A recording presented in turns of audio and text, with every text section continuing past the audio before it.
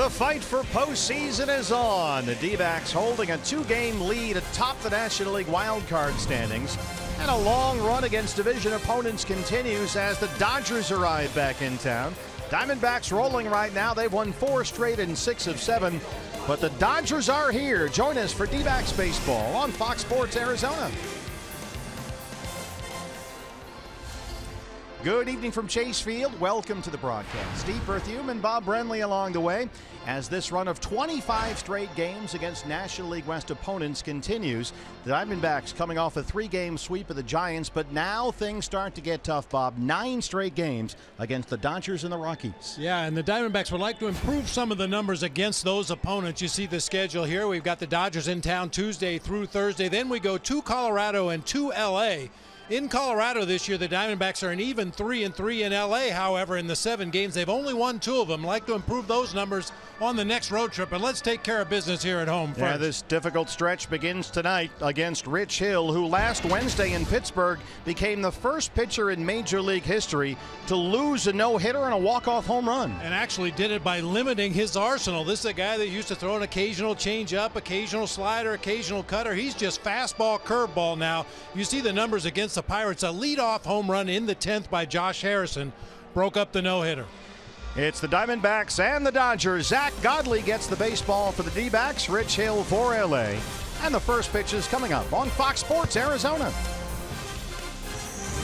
Diamondbacks baseball on Fox Sports Arizona is brought to you by Gila River Casinos. The card by Gila River Casinos earns you rewards 10 times faster than ever before. Sign up today at any Gila River Hotels and Casinos location. By Chaz Roberts Air Conditioning and Plumbing. Choose Chaz. By Jack in a Box and the Jumbo Jack, a home run for your mouth. By Santan Ford. We are Santan Ford. And by CenturyLink, connecting you to the power of the digital world.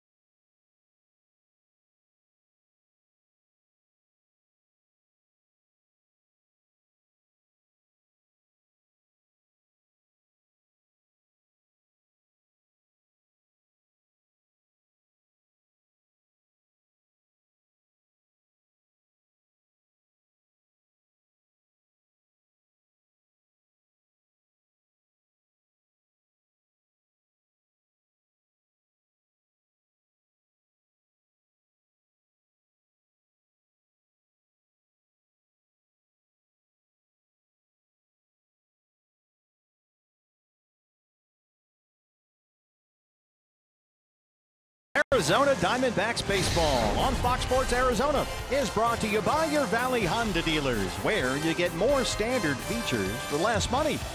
By Gigablast Internet from Cox. Get ready for the gig life.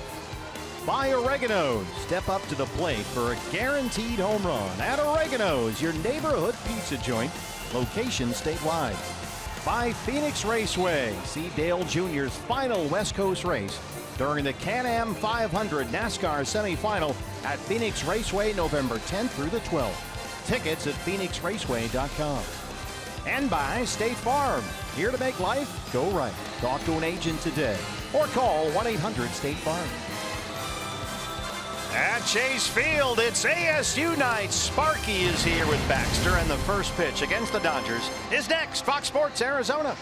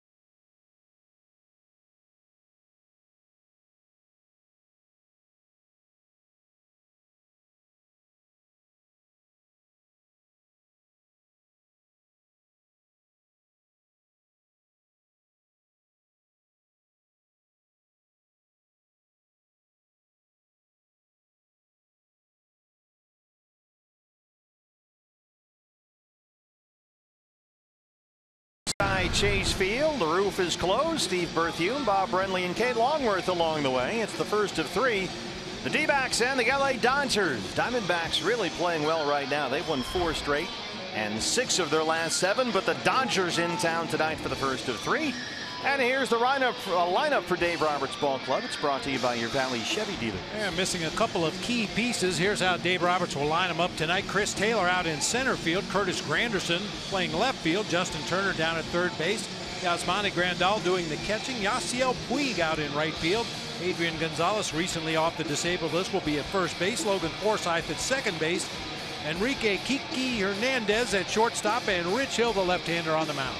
And your Ram truck starter for the Diamondbacks is Zach Godley. Certainly not pitching poorly lately, but he has lost his last 3 starts, beaten by the Cubs, the Twins, and the Mets. Yeah, looking to carry the baton, if you will. The 4 starters that preceded him in the rotation have done a great job. Diamondbacks have won those last 4 games. The starters have thrown a total of 25 innings, given up only 4 earned runs. That's a 1.44 ERA for the starting pitchers the last 4 starts.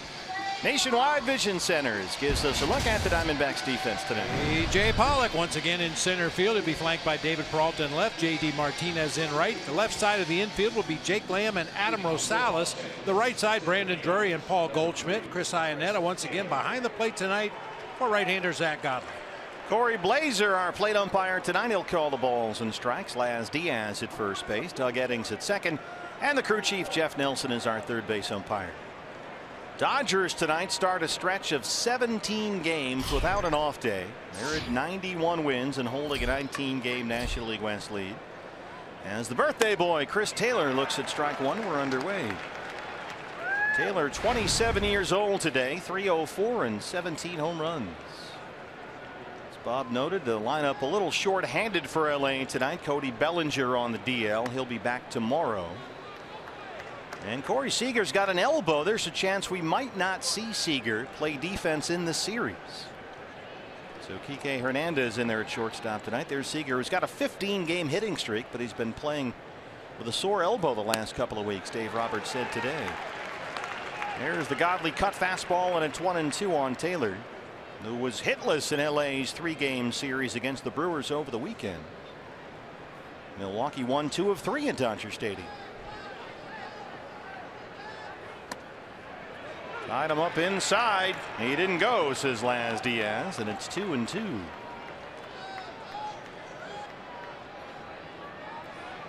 Diamondbacks have a 2-game lead over Colorado for the first National League wild card spot. Rockies already leading the Tigers tonight, 3-0 at Coors Field. They're in the third, so we'll keep an eye on that one for you. The newest Dodger, Curtis Granderson, on deck as Taylor takes it full 3-2.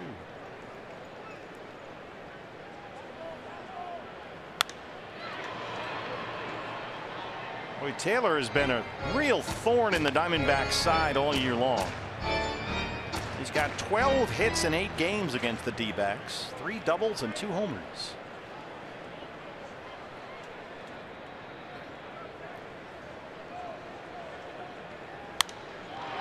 Fly ball right field. JD Martinez is there. Time now, BB, for your Valley Honda dealers. Key to the game. Now you got to stay with me here. All right. Zach Godley's nickname for Players Weekend was Bull. Sure. In that great movie, The Breakfast Club, Richard Vernon told the kids, you mess with the bull, you get the horns. So your theme is don't mess with Zach. Don't mess with Zach. I like what you did there. Does Barry Manilow know you rate his wardrobe? Here's Granderson, the Grandy man, looks at strike one. Richard Vernon, played by Paul Gleason in the movie The Breakfast Club. Classic. John Hughes.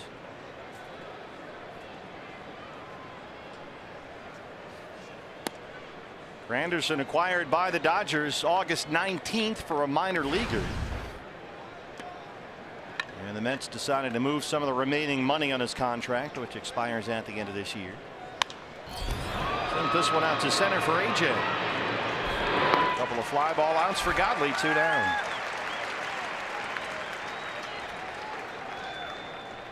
That'll bring up Justin Turner, Third baseman, number 10, who Justin Turner. is second in the National League in hitting. He's batting .329. 17 home runs.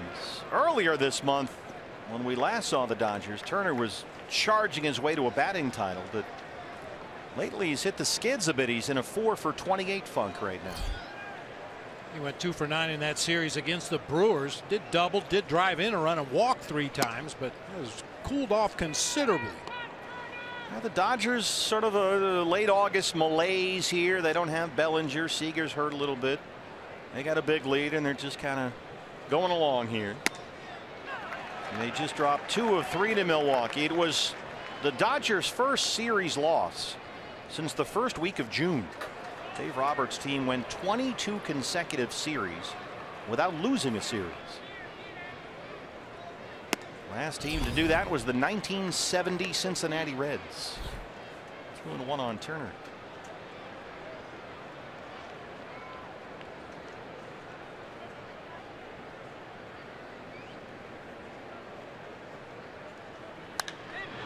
Popped him up behind shortstop. Rosales drifting out there. 1, 2, 3. Good start for the Bull. Don't mess with a Bull. You'll get the horns.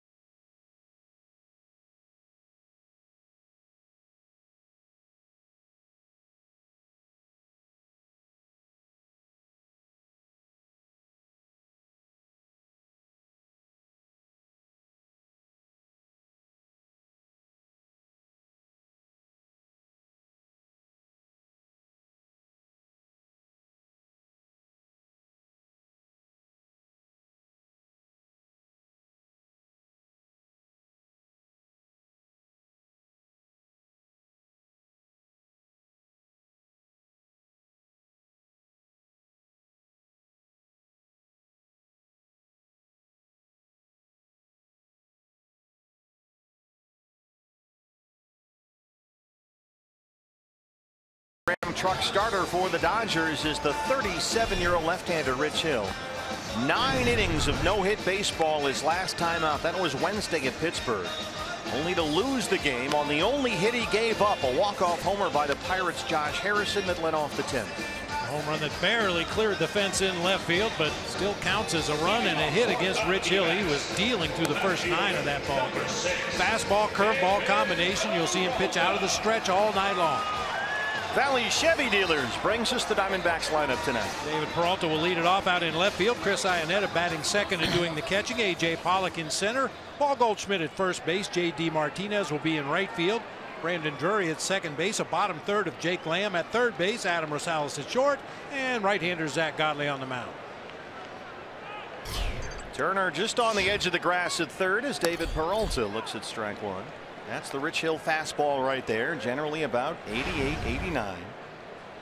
David 301 and 13 home runs.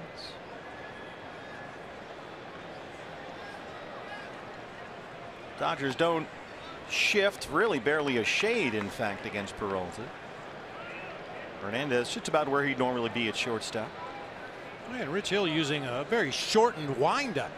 We've seen him recently just pitch out of the stretch all the time, whether there were runners on base or not, just to simplify his delivery, but he's gone back to a little bit of a modified windup here tonight.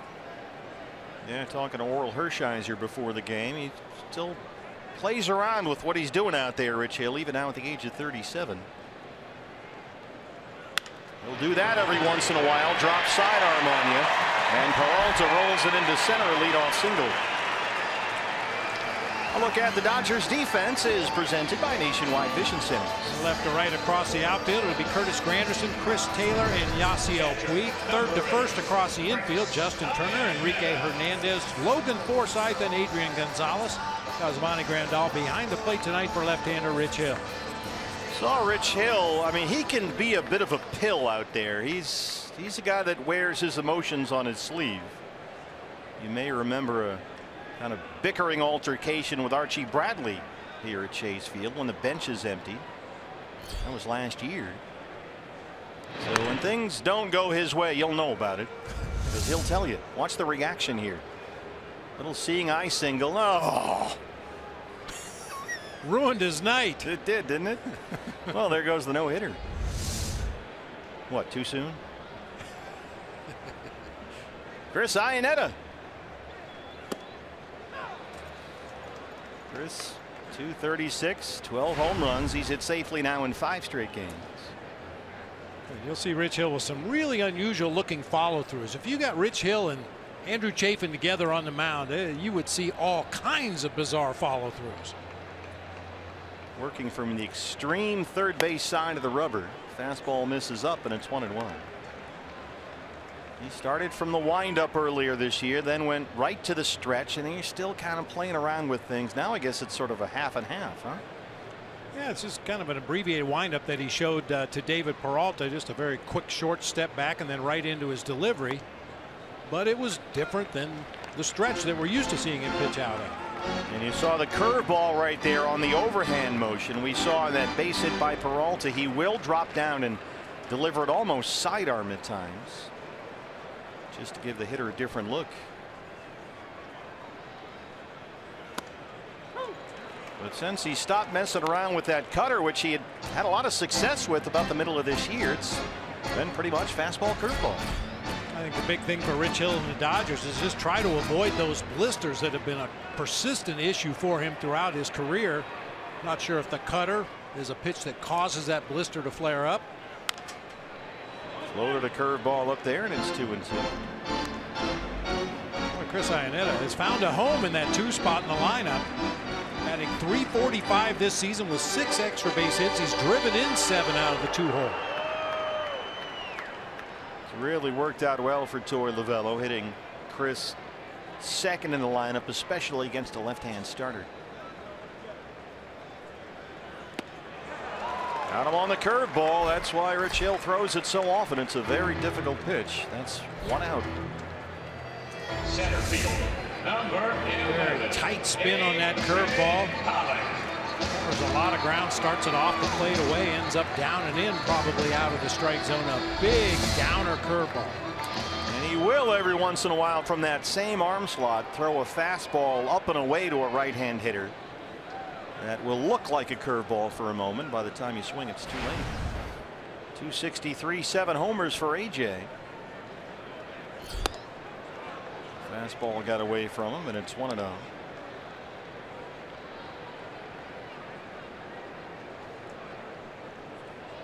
D-backs 5-8 against the Dodgers this year. A 3-3 record versus LA here at Chase Field. First of 9 straight games against the Dodgers and the Rockies.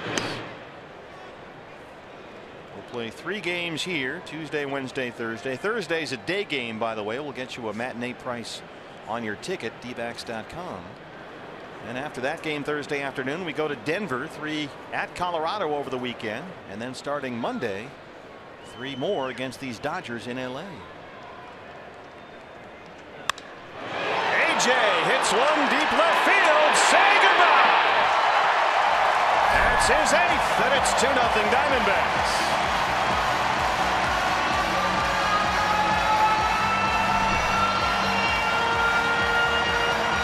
Well, that's the start you're looking for there, BB, against these boys in blue. No doubt about it. Don't look now, but somebody's starting to heat up. It's been a slow process coming back for A.J. Pollock. He started to drive the ball to the opposite field, then drive the ball to his pull field, and now flexing his muscles. A long 2-run homer into the bleachers in left field. That's a jumbo jack, a free jumbo jack tomorrow. A Jack in the Box with the purchase of a large drink. Here's Goldie. Makes a big cut at the first pitch fastball from Hill.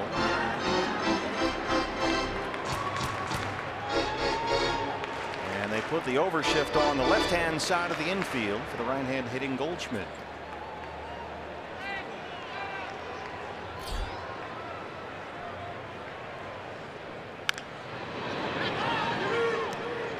There's a cutter from Rich Hill. He will still throw that pitch very occasionally. Goldie 5th in the league at .316, 31 home runs. 3rd in the National League with those 104 RBIs.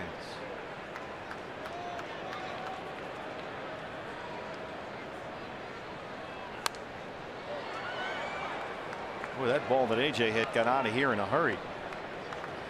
Boy, he has been consistently getting the barrel on the ball recently. That's a great sign for AJ and the Diamondbacks. Can you imagine if he heats up the way he was early this season? Woo. AJ can, when he gets hot, he can get really hot. He's always been a little bit of a streaky hitter that way, but when he gets going on a roll, he can do a lot of damage. That would really help out as we head into September here. All smiles for AJ Pollock. Of course, he had that home run in his first at bat on Saturday off Madison Bumgarner. Now he homers against another good left-hander tonight, Rich Hill. 1-2 on Goldie. Well, it's not an accident that guys get hot. I mean, believe it or not, partner, I was here very early today, and the Diamondbacks had several players out on the field with the roof open, taking extra batting practice, and AJ was among the group out there taking some extra swings, coming off of the off day, just trying to get back in that rhythm again, and certainly appears to have worked for AJ. You had to come in here and get some of the members of your staff in line? Yeah, we had to have a little staff meeting about the effort. It's an unruly group. Sometimes you have to rule with an iron hand. 1-2 on Goldie. Goldie starts this series 9 hits shy of 1,000 for his career. That's right, to Chris Woodward at, pardon me, Tony Perez-Cheek at third base. That home run by A.J. Pollock, number 27 for the Diamondbacks in the first inning of a ball game this year. Shock and awe. Yeah. The Nationals lead the way with 31 first inning homers. Baltimore and the Mets with 28 first inning homers, and then the Diamondbacks with their 27. That one got Hill. A comebacker up the box. Goldie beats it out, and Rich Hill is down.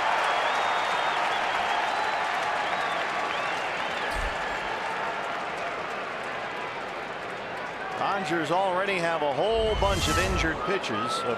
Let's have a look. Got him on the outside of the left hip there. He chases after it and then crumbles to the ground. Rolled around momentarily, but quickly got to his feet. Dodgers tending to him out there on the mound right now. Oh, scalded back to the mound. Sure was. Clayton Kershaw has been out with a lower back strain. He'll be back Friday and start against the Padres in San Diego. So the Diamondbacks will miss Kershaw. Rich Hill will get a chance to get loose here. Alex Wood is on the 10-day DL. He's got some inflammation in his left shoulder, and he is also due back this weekend. He'll start Sunday in San Diego. Brandon McCarthy, Scott Kazmir also both hurt. And Rich Hill will stay in the ball game. Turns into a 1-out single for Goldie, and here's J.D. Martinez. Right fielder, number 28, J.D. coming off a pair of home runs in Sunday's win over the Giants. He's got 3 homers in his last 2 games. Now with 29 on the year, 13 with the Diamondbacks. 2 runs already in on the A.J. Pollock homer. Goldie at first, 1 out.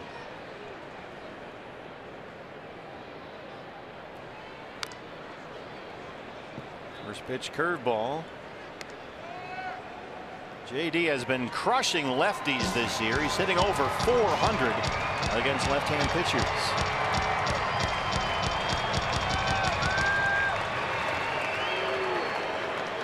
Cool and comfortable inside Chase Field. D-backs with the early 2-0 lead. That one is blasted toward the left field corner, and one hops the wall. Goldie will have to stop at third. A double for J.D. Martinez.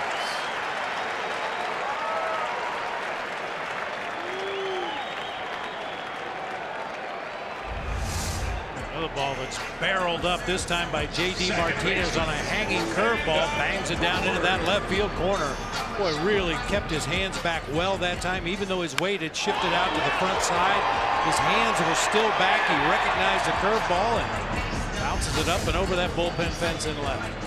Well, a base hit here from Brandon Drury could double the Diamondback lead. He's got Goldie at third, Martinez at second, and 1 out. Brandon in there at second base tonight, 268, 10 homers. And Drury shoots one to left center. That's going to get to the wall. Goldie is home. Martinez right behind. A 2-run double for Brandon Drury, and it's 4-0 Diamondbacks.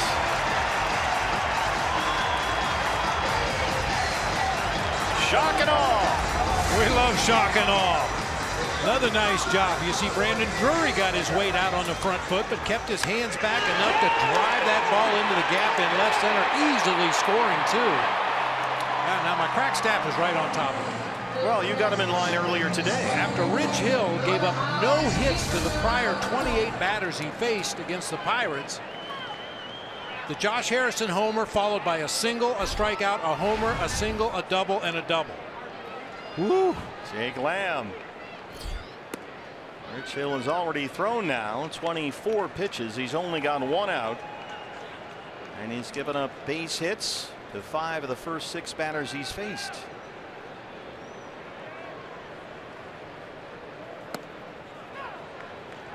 1-1 on Jake Lamb, who homered off Rich Hill the last time Hill faced the Diamondbacks. That was July 6th in LA.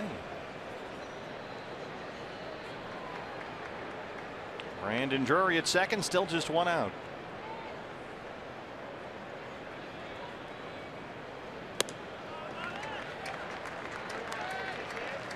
Jake hitting 146 against lefties this year. Does have 5 home runs, including that homer off Rich Hill earlier this month.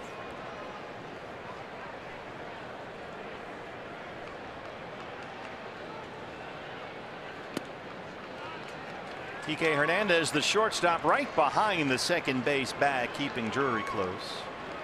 Logan Forsythe on the outfield grass at second.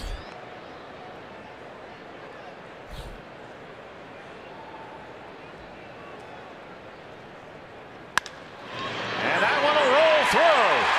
They're going to wave Drury home. He will score. 5-0 Diamondbacks. You talk about happy tacos.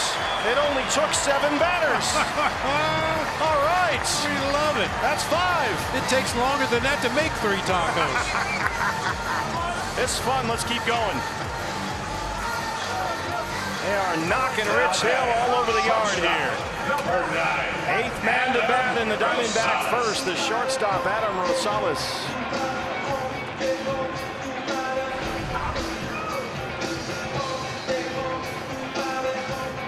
Honeycutt going to get out there and try and figure out what's going on. This is especially odd considering 2 things. One, as we mentioned, Rich Hill in his last start threw 9 no-hit innings in Pittsburgh. And also the Diamondbacks, last time they faced Rich Hill, they had no answers for him. It was July 6th in LA. He pitched 7 innings against the Diamondbacks and gave up only 2 hits. Well, they figured something out here tonight. I'll tell you something else we figured out. Anytime the D-backs score 5 runs or more, Taco Bell is giving away 3 free tacos with a purchase of a large drink between 4 and 6 the following day at participating locations. A 2-run homer by A.J. Pollock, a 2-run double by Brandon Drury, an RBI single by Jake Lamb. And here is Rosales, who takes strike 1. Rosales, a very good track record against left-hand pitchers in there at shortstop tonight. Ketel Marte has been out for a couple of games with left hamstring tightness.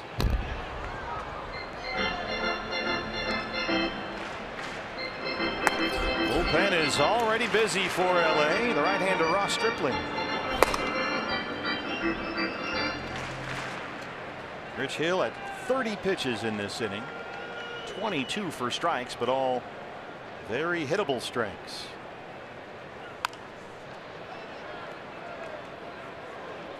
Adam Rosales scored a run in the win over the Giants on Sunday. And Rosie's hit safely now in 4 of his last 5 games. Well, one of the things you have to tell yourself as an offense when you face Rich Hill is don't quit on the curveball. He lets that thing go. Sometimes it looks like it's going to be a wild pitch, but it takes that late break and works its way back toward the strike zone. I think the Diamondbacks have done a nice job here in the first inning of anticipating fastball but adjusting to the curveball. Yeah, you pointed out how good a job J.D. Martinez did at that during his at bat.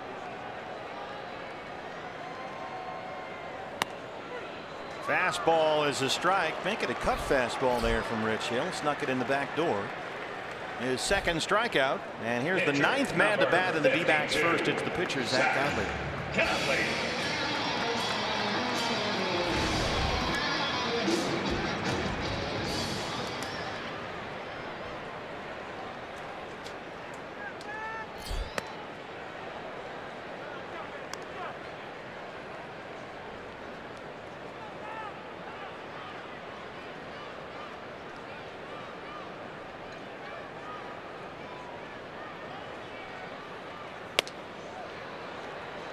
0-2.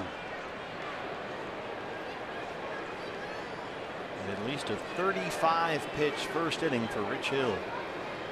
There's a Tom Candiotti jersey down there. Godley strikes out, but the Diamondbacks score 5. 9 men come up to the plate. AJ got it started with his 8th of the year. Brandon Drury a 2-run double. Lamb an RBI single. 5-0 Diamondbacks.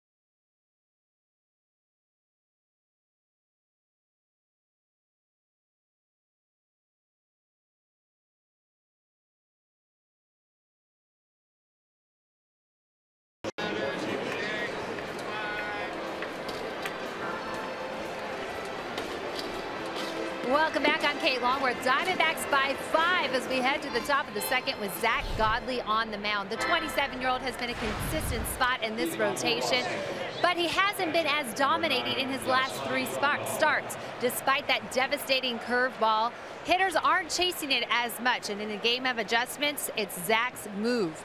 Well, talking to his battery mate, CI, he said that he thinks if Zach can get those early strikes, drive up the count, and pound the strike zone, well, he believes that coupled with his bulldog mentality is the key to success. That's right, Kate. Don't mess with the bull, as BB pointed out. And that's something that's worked for Patrick Corbin as well, what Kate mentioned, that getting that first pitch strike, throwing strike 1. Patrick mentioned that the other day as being a big part of the key to his turnaround. Here's the Dodger catcher, cleanup man, Yasmani Grandal.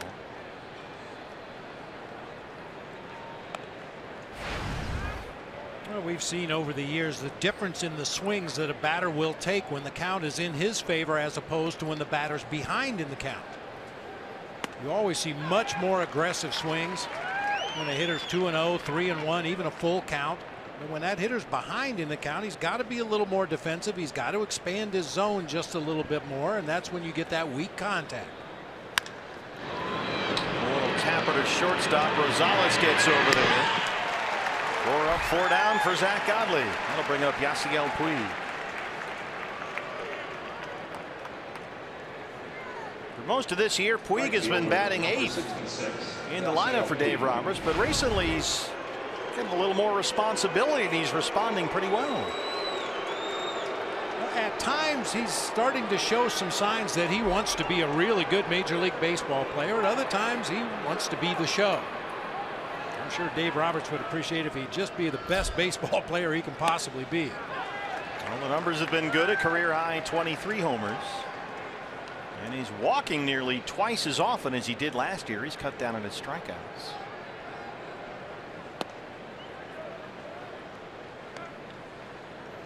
Good take there, and it's 1-1. Yeah, Oral was telling us earlier to watch his front shoulder. Watch how much he coils as the ball is being delivered. Not nearly as exaggerated as he was in seasons past. He would almost close himself off. That left shoulder would close up so far you could see the number on the back of his jersey before he started his swing, and he was late getting to a lot of good fastballs. Drive this one hard to center.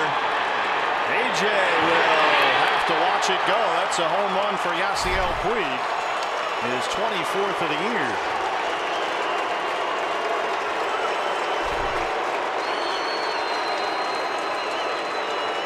Just the 11th home run given up all season by Zach Godley. Crushed to straightaway center. A.J. Pollock, he knew it was going to be at least high off the wall, if not out of here, so he stayed back to play the carom. Unfortunately, hit well above that yellow stripe on the batter's eye. So LA gets on the board. Here is Adrian Gonzalez, recently off the DL. Gonzalez's bad back has been an issue for him all season long. He's only at .241 with 2 homers. And had to be lifted from the Dodgers last game Sunday with tightness in that back. He's only been able to play 59 games all year. He was 1 for 7 in that Milwaukee series before coming out of the game, as you mentioned, with tightness in his back. He was on the DL for more than 2 months with a herniated disc, and it has really washed out his season. I'm sure that didn't make it feel any better. He got fooled by an off-speed delivery that time from Zach Godley. Very awkward looking swing. Took a little stroll around there to regroup.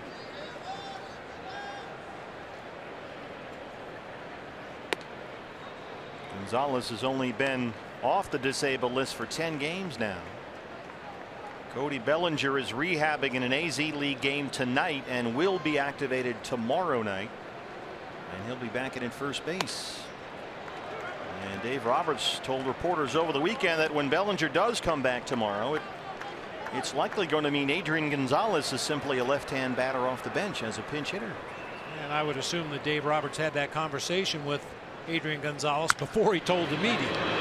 That's a fair ball. Goldie's got it, 2 down. By the way, they're saying on that Puig home run 110 miles an hour off the bat.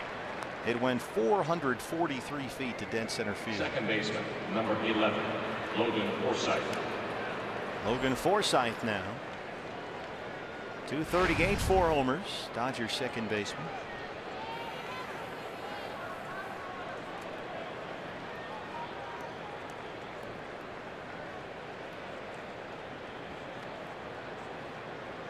Zach Godley stakes to an early 5-0 lead here, trying to snap a 3-game losing streak. Zach has faced the Dodgers twice this year. He's yet to beat them. A loss at Dodger Stadium July the 5th, gave up only 1 run, 3 hits and 5 2/3, but the Diamondbacks lost that game 1-0. And then Zach had a no decision against LA here at Chase Field. That was earlier this month. Went 6 2/3, 3 runs, 8 hits.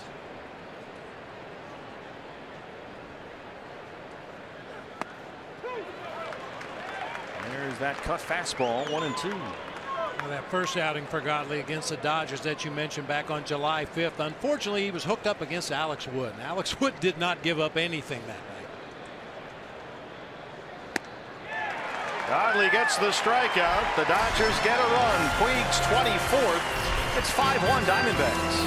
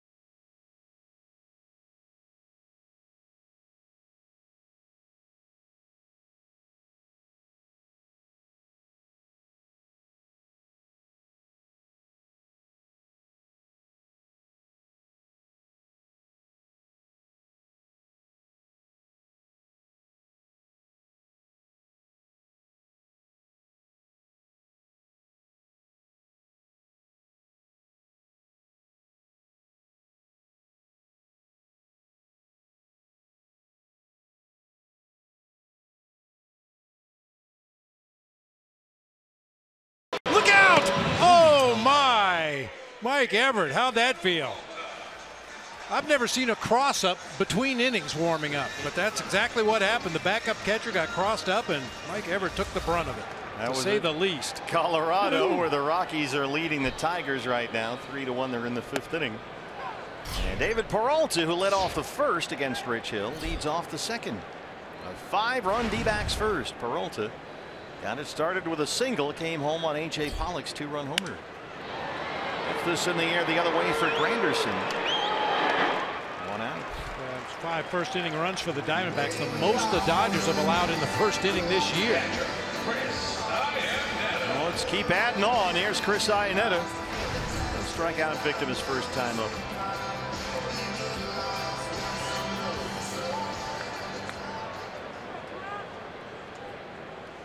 Chris starts tonight with a 5-game hitting streak. He's reached base safely in 9 consecutive games.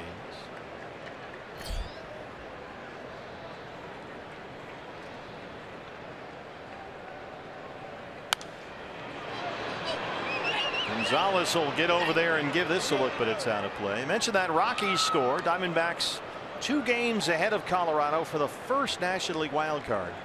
So the hunt for postseason is on, fans. Diamondbacks right now sitting with a 2-game lead over the Rockies for the right to host that wild card game here at Chase Field. That would be an enormous advantage. Oh, enormous advantage over, regardless of who the opponent is. Diamondbacks have made this their home here at Chase Field, thanks in part to the fans that have come out here this year to support this team. So come on out, fans, during this stretch run as Iannetta hits it hard in the hole and into left. A 1-out single for Chris. So we'll make it a 6-game hitting streak. Here's A.J. Pollock. He's got things really going in that 5-run first with his 2-run homer, his 8th of the year. Our Cox high-speed highlights. So A.J. had a home run off Madison Bumgarner here Saturday against the Giants, and a home run tonight against Rich Hill of the Dodgers. How big a difference, Bob, would that make for the Diamondbacks if A.J. heats up? Oh, man. I mean, just the fact that A.J. Pollock gets on base, we know how that disrupts a ball game. Really bothers an opposing pitcher and catcher. Guys tend to make more mistakes when they're worried about a base runner over there possibly stealing at first base. Not to mention the runs he'll score, the runs he'll drive in. That's by Turner at third. Kike Hernandez is there, and they're able to turn the double play. Nicely done by the Dodger infield. We're through 2. D-backs lead LA 5-1.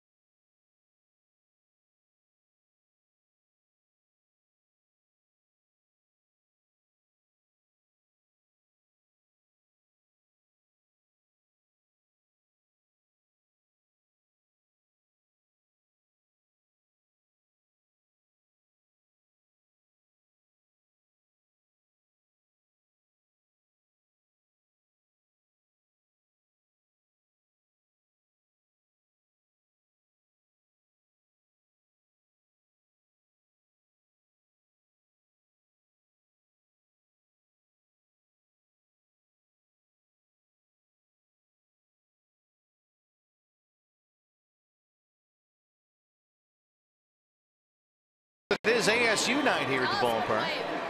D-backs lead the Dodgers 5-1. Fans in every game of this D-backs Dodgers series, all funds raised in the D-backs 50-50 charity raffle will benefit Hurricane Harvey relief. You can purchase your tickets online right now for your chance to help all those in the Houston area and win half the pot. Get your tickets, dbacks.com/5050 raffle. And don't forget, stay tuned after the game, Diamondbacks live postgame show, to find out if you've won. Kike Hernandez leads off the LA third against Zach Godley. Diamondbacks Foundation, Fox Sports Arizona, donating proceeds from the 50-50 raffle, which is supported by our friends at Western Refining, all to help the relief efforts in Texas for that just horrible Hurricane Harvey, which has left so many people flooded and homeless. And don't forget that 50-50 raffle available to all fans in Arizona, both inside Chase Field and online, dbacks.com/5050 raffle. 2-2 on Hernandez. And the Diamondbacks are going to match the funds to aid those people back in Texas.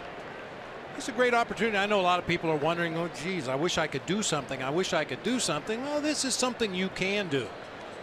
Go online, sign up for the 50-50 raffle. You might win some dough, and the money that you're spending is going to a great cause. Sure is. Zach Godley gets his second strikeout, 1 down in the third. Well, how about this, partner? Zach Godley, this is his third inning of work here, and he threw his first curveball in the game, first pitch to Kike Hernandez. He had thrown 32 pitches coming into this inning. 30 of them were fastballs, either a cutter or sinker, and 2 changeups before that at bat by Kike Hernandez when he finally broke out his curveball. Here's the pitcher, Rich Hill. We had talked the last couple of starts about Zach Godley and how he's trying to, give teams and hitters a different look, be a little less reliant on that curveball, especially in 2 strike counts. Maybe throw some more sinkers, back off on the cutters a bit. Nice bunt there by Rich Hill. And Jake Lamb, the throw gets away from Goldie. Drury there to back up. Nice job by Brandon Drury to get over there and keep Rich Hill at first base. Really good bunt as well. Boy, it was a really good bunt. Jake Lamb got to it, made a nice barehanded play. His throw is wide of the bag and low to Goldie. Took a bad hop off the infield grass, but fortunately Brandon Drury runs it down in foul territory down that right field line to hold Hill to a single.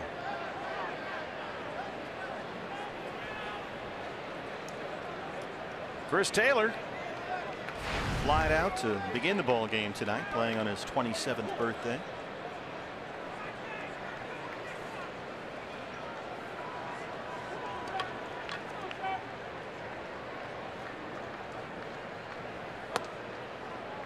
Fastball misses in. 40 pitches for Zach, 23 for strikes.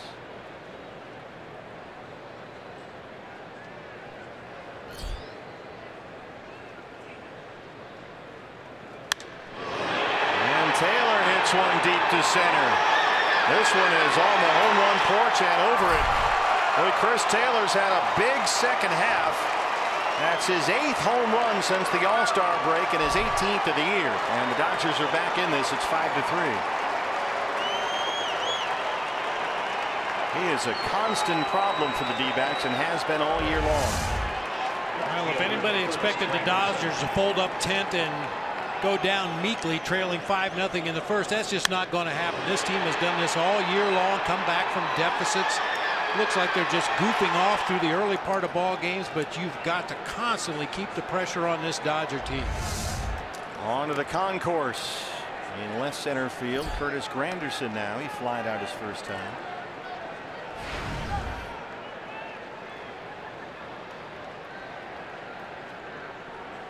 This is Chris Taylor's 9th game against the Diamondbacks this year. He's got 3 doubles and 3 home runs.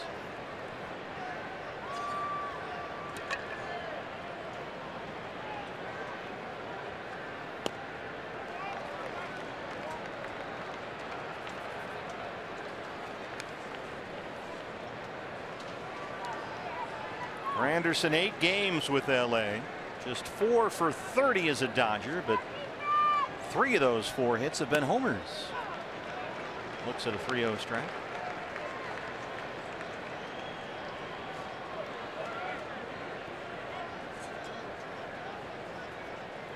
And this one is hit hard down the right field line. Foul.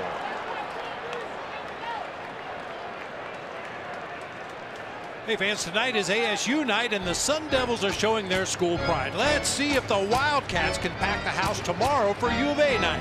Get a custom U of A soft style t-shirt and a lower level baseline ticket for just $25 with the special event ticket pack. Visit dbacks.com/Wildcats right now. Got a lot of Sparkies here with us tonight. ASU chamber singers did a lovely job with our national anthem before the game.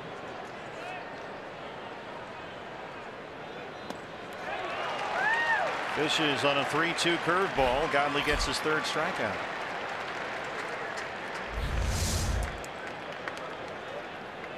Third baseman, Justin Turner. That'll bring up Justin Turner.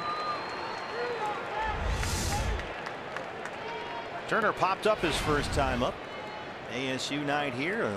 Sun Devils women's golf coach Missy Farkay threw on our first pitch tonight.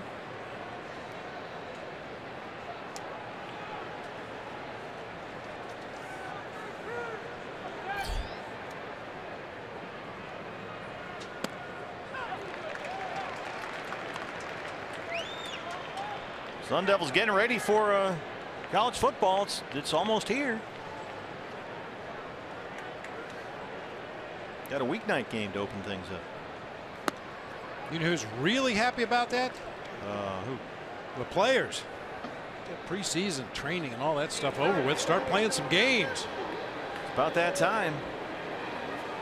I imagine for football players, it probably feels like the end of spring training for baseball players. Okay, enough of this practice. Let's tee it up for real.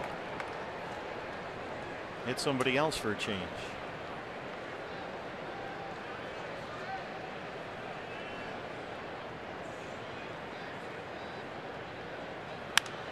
Hard to third, and by Lamb, it'll roll down the left field line. Dodgers getting to Zach Godley, hit hard here in the third. A 2-out double for Turner.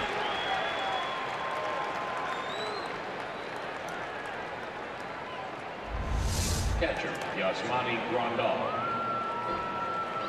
Turner with that big leg kick. And everything is working on time. It serves as a valuable hitting tool for him. Occasionally he can get a little out of whack with that big leg kick, but right on time on that last delivery from Zach Godley. Well, we know Grandal is a dangerous hitter, especially as a left-hand batter. That's where he's got all his power. And so Mike Butcher wants to make sure that Grandal doesn't tie this thing up with one swing and Godley can get out of the third.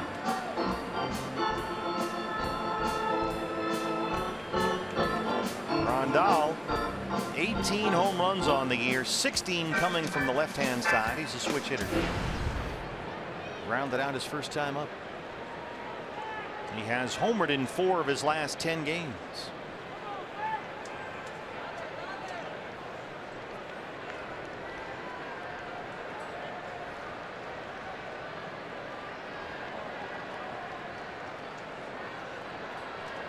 One thing we've seen all year long with Zach Godley, and he's been very consistent in this way, that when he has a bumpy inning, whether it's the third, the fourth, whenever, he does a really good job of moving on. And it turns out to be just one bump. It does, the whole night doesn't get away from him most times. Even in Atlanta, when the Braves came out and just knocked them all over the yard the first 2-3 innings, he settled down and gave Torey Lovullo as long as he could. But Zach does a really good job of putting a bad inning behind him. So let's hope he can get out of this third. Strand Turner at second with 2 outs.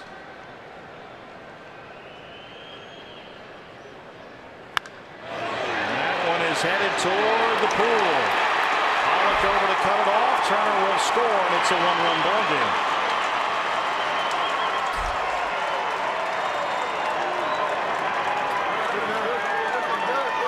Fourth hit in the inning against Zach Godley. Pitch up above the letters. I don't think Grandal even knew where it was off the bat. He's looking up. He's looking behind him. He thought it was a foul ball, and then realized that ball was headed for the gap. AJ does a nice job of cutting that one off to hold Grandal to a single. That's what we talked about with this Dodger team. They've overcome a 5-run deficit twice this season. Well, here's Puig, who last time up hit one 443 feet above the camera well in dead center field. His 24th of the year.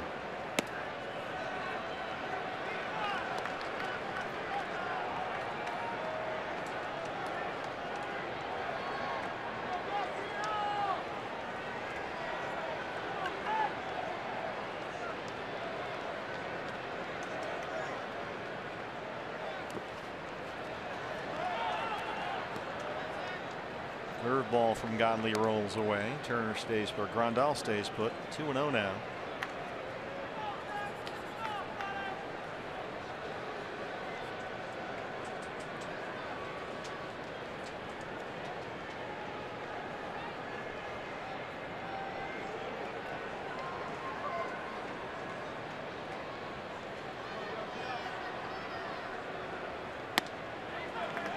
There's a Godley curveball on 2-0.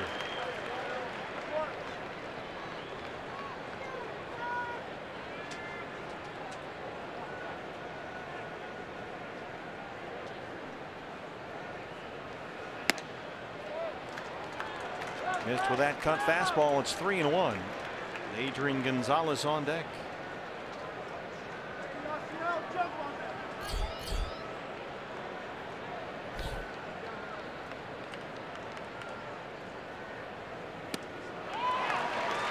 Back with another cutter, and it's full 3-2.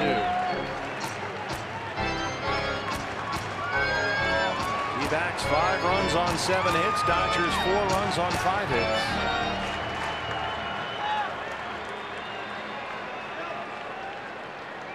Goldie plays behind the runner. 2 out, 3 balls, 2 strikes. There goes Grandal. Puig. He checks his last Diaz.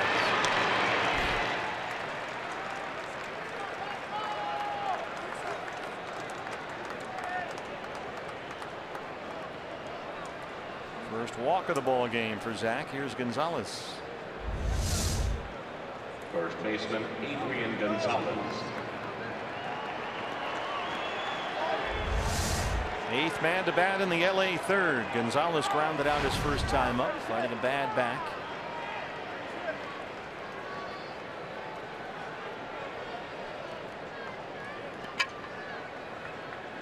A 2-0 breaking ball from Zach Godley to Yasiel Puig. Some cutters when he was behind in the count. You almost had the feeling he just wasn't going to give Puig anything good to hit that at bat. Take your chances with Adrian Gonzalez.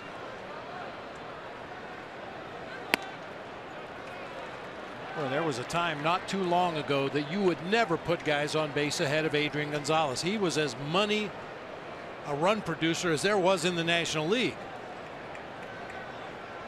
Now getting close to the end of his career at the age of 35.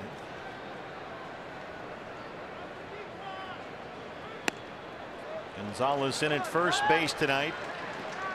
Cody Bellinger is rehabbing in an AZ League game, so he'll be activated for tomorrow night's game.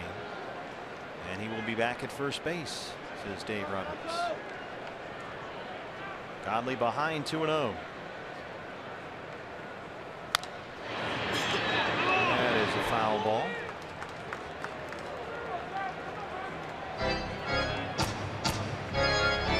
Really difficult season for Gonzalez. This is only his 60th game of the year. A herniated disc in his back, more than 2 months on the DL. Grandal, the runner at second, Puig at first.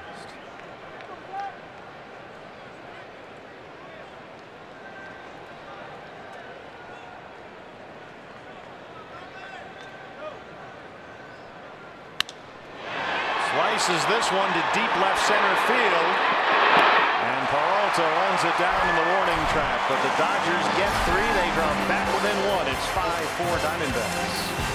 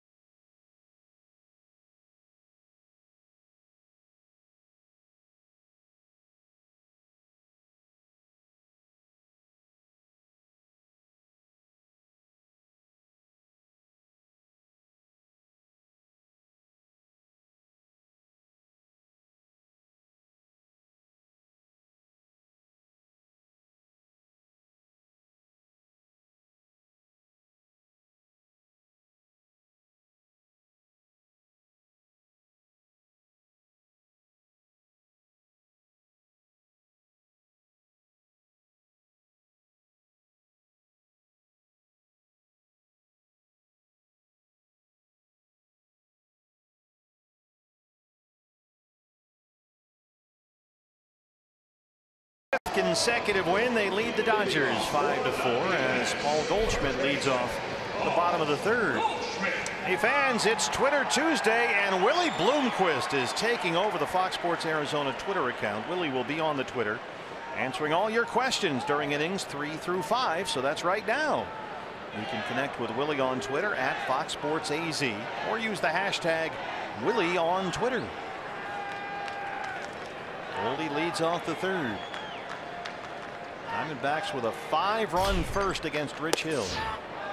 Dodgers have answered, 1 in the second and 3 in the third.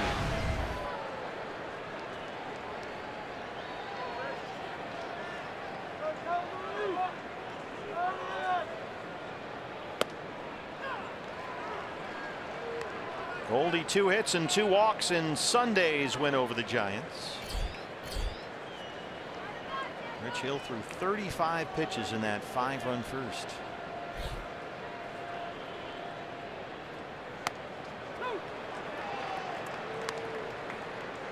Dropped a curveball in there for a strike. Got the call from Corey Blazer, and Goldie's down 1-2. Goldie singled and scored his last time up. Hit one right off the hip, it appeared, of Rich Hill. This is bounced to Hernandez at shortstop.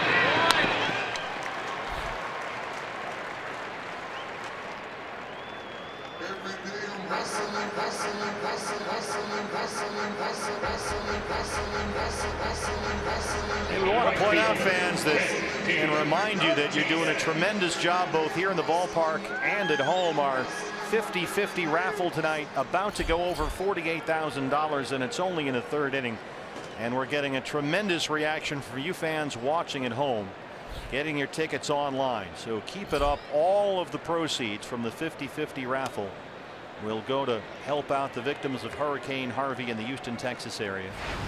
And the number keeps going up and up. And Bob, I always think back to that day in July of 2013 after the Yarnell tragedy, when Diamondback fans just responded in droves, and we got the 50-50 to up over 100,000. That was one of the most memorable nights you and I have ever had here. Oh, absolutely.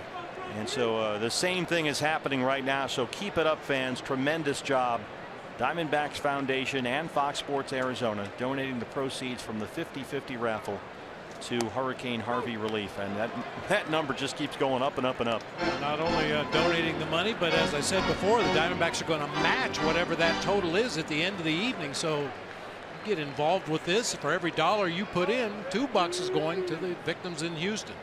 Hurricane Harvey relief, dbacks.com/50-50 raffle. You can do it online right from your living room there, just like you were here at the ballpark with us at Chase Field. And then after the game, Diamondback Live postgame show, we'll have the winner. So you can watch the postgame show, find out if you won. We've had a number of online winners recently. And so we want to thank you for all the tremendous work so far. It's up over 49,000 now, and let's keep it going, fans. 2-2 on J.D. Martinez. J.D. doubled and scored his first time up tonight. Brandon Drury, a 2-run double on deck.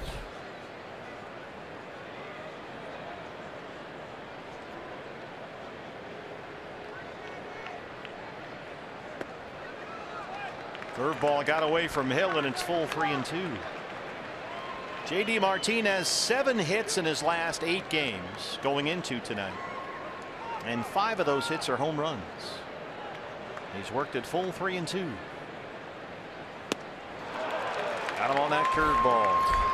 4 strikeouts for Hill, 2 down in the third. Second baseman, Brandon Drury. That was the case more of the speed of the pitch than the movement on that big curveball. He took a little bit extra off that time and got J.D. Martinez too far out in front. Brandon belted a 2-run double to left center field his first time up.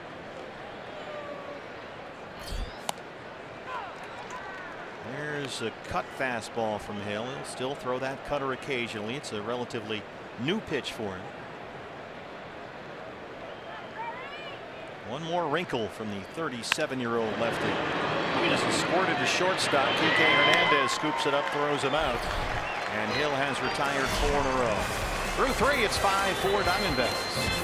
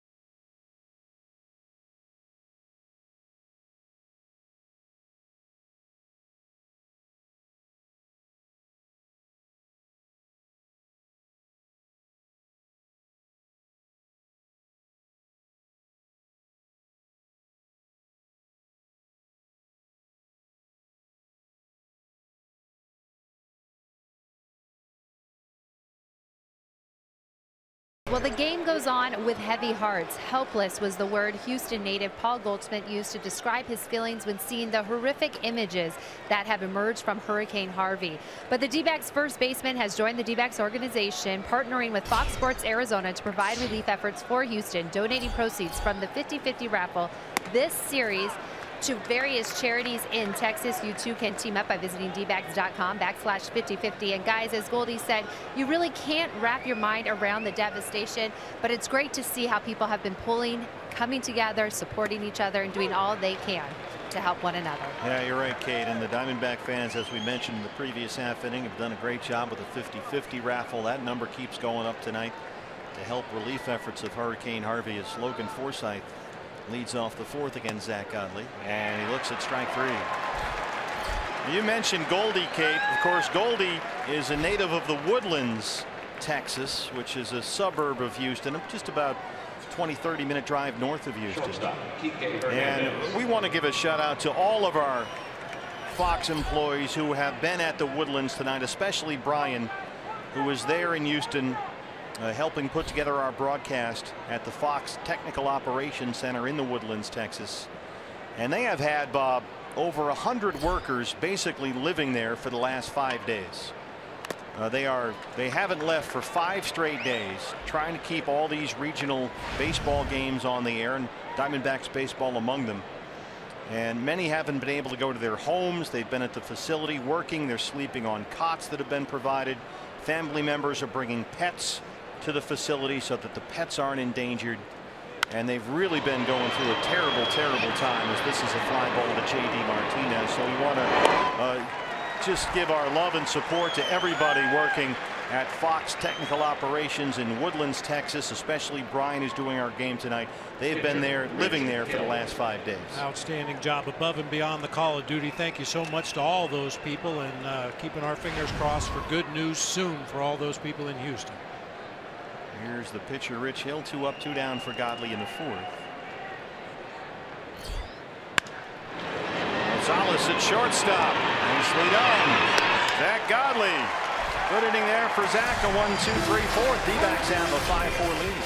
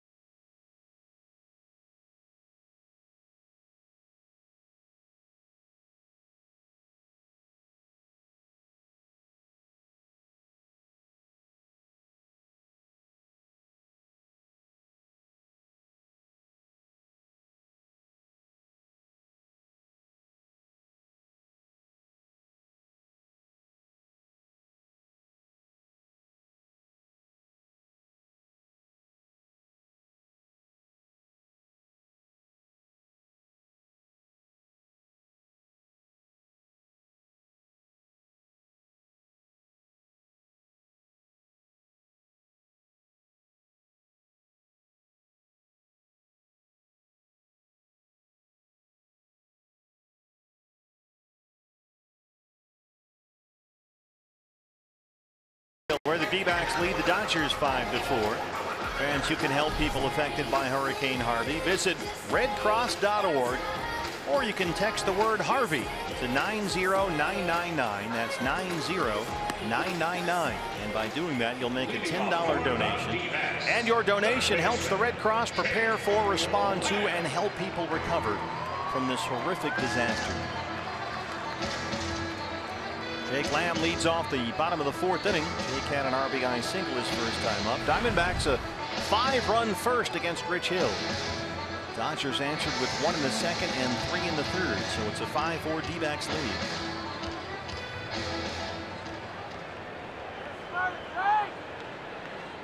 By the way, the Tigers have come back to tie up the Rockies. It's now 3-3. Detroit and Colorado at Coors Field. They're in the 7th inning. Mikey Mott took a home run. D-backs beginning play today, 2 games ahead of the Rockies for the first National League wild card spot and the right to host the wild card game, which would just be an enormous advantage for the Diamondbacks, obviously. Brewers started play today 3 games behind Colorado for that second wild card spot. Matt Garza just got pounded at Miller Park by the Cardinals. St. Louis leads that one 10-2. And the Marlins, who are 4.5 back at Washington, where Giancarlo Stanton has done it again. He's hit number 51. But the Marlins lost that one. That's the final. Nationals beat them 8-3. Stanton, by the way, now has 18 home runs this month. That ties the major league record for August. He's on pace to hit 63 home runs this year. But he's hit 18 home runs in a month, and August isn't done yet. Rosales on deck. Here's the 2-2. Sidearm from Hill, tried to drop it in there. Good take by Jake, and it's full. I mentioned that Rich Hill will do that from time to time, give you that sidearm angle, mix it up a bit. There it is again. Missed again with another curveball. Good at bat there by Jake Lamb, who's had 2 at bats against the lefty Hill. He's got a walk and an RBI single. And here's Adam Rosales. I had a theory about pitchers that drop down from the side occasionally, like Rich Hill does. If they drop down, I'm swinging.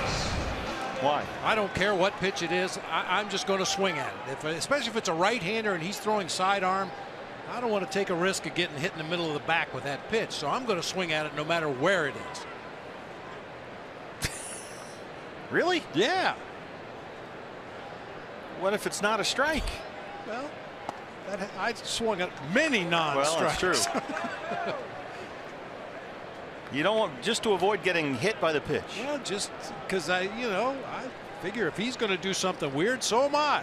If he's going to drop down and throw a sidearm, I'm swinging at it. Now you're just messing with his head. Yeah. Psychological warfare. I see where you're going now.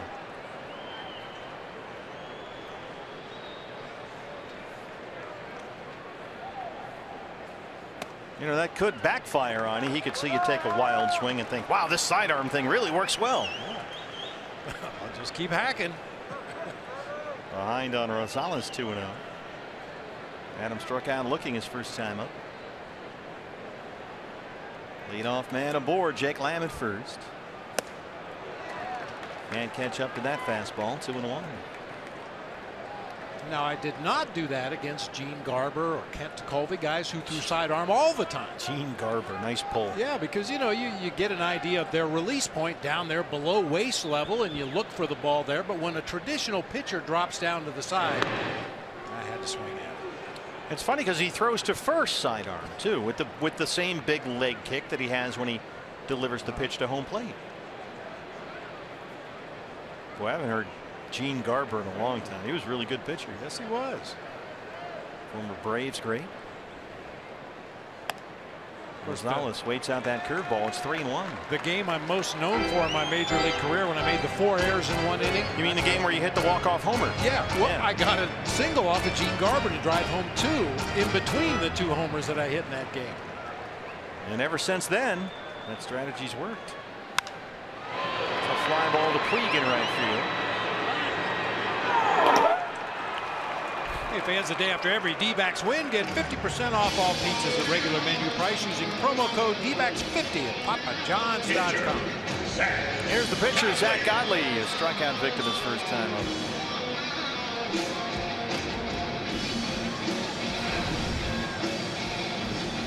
We've mentioned, of course, everything that Diamondback fans are doing and can do to help out the victims of Hurricane Harvey in Houston. The Astros and Rangers had to move that series to Tropicana Field in St. Petersburg, where the Rangers beat the Astros 12-2. Godley squares to bunt. Both corners crash. That's a strike. Of course, they couldn't play at Minute Maid Park. They didn't want to. The Rangers didn't want to play in their place, so they went to the Rays Stadium, and they're playing that Rangers Astros series at St. Pete, where tonight they had an announced attendance of nearly 3,500.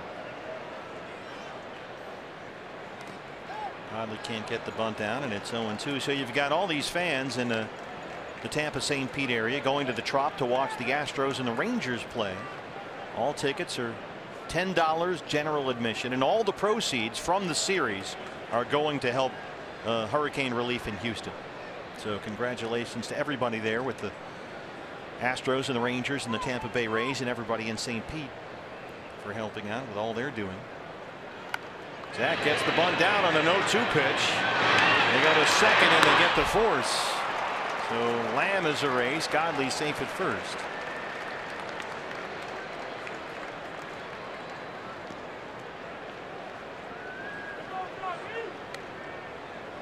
Left fielder, David Peralta. Got to bring up the leadoff man, David Peralta. David singled and scored to start off the ball game. He flied out his last time up.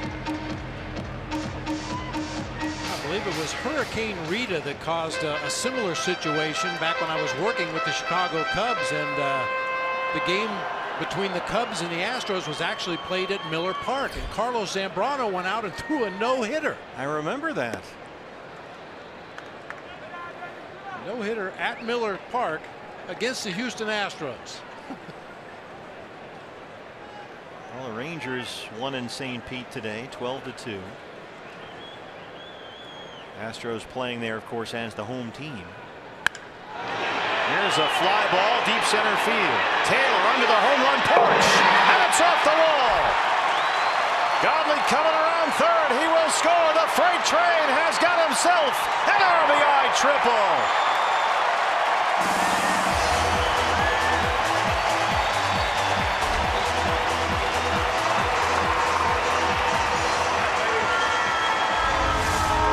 Chris Taylor fooled badly out there in center field. It was a curveball in the outer third of the plate, and David barreled it up. Taylor started drifting back like it was going to be a routine fly ball, and then it hit off the home run porch, came back onto the field. Godley's got a motor all the way around from first base. See if that has any effect when he goes back out to take the mound. That is a charging bull right there. Indeed. Third triple of the year for David Peralta, and that's the end of the night for Rich Hill. Diamondbacks lead the Dodgers 6-4 back after this.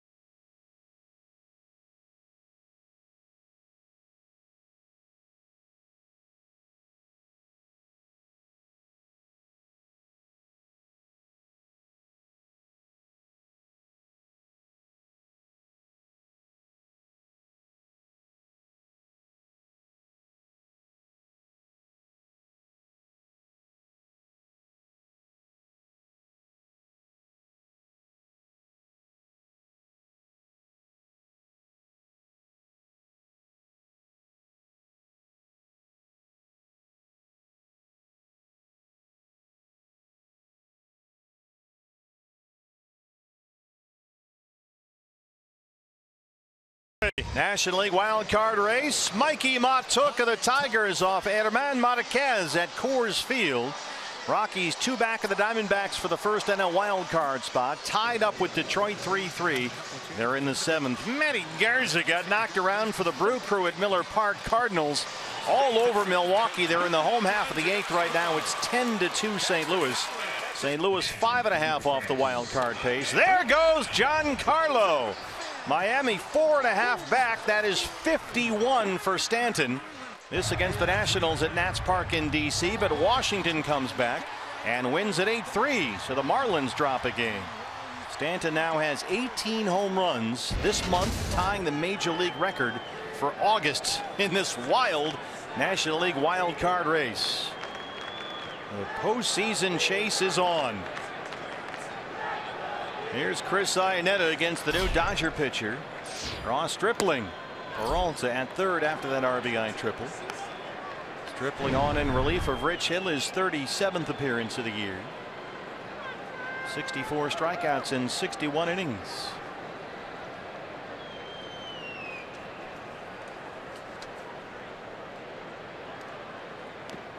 Iannetta has struck out and singled, trying to tack on another run here.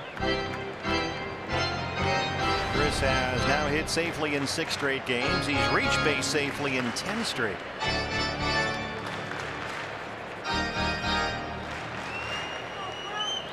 David Peralta on at third base with that RBI triple, number 183 for the Diamondbacks since 2014. That's the most in the majors over that span.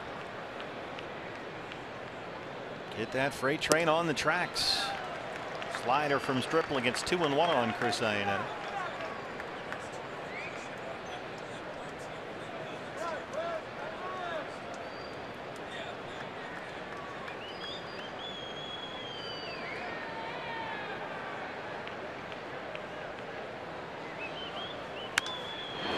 Tapper back to the mound. Stripling's got it. And they strand Peralta, but the Diamondbacks add a run. They lead the Dodgers 6-4.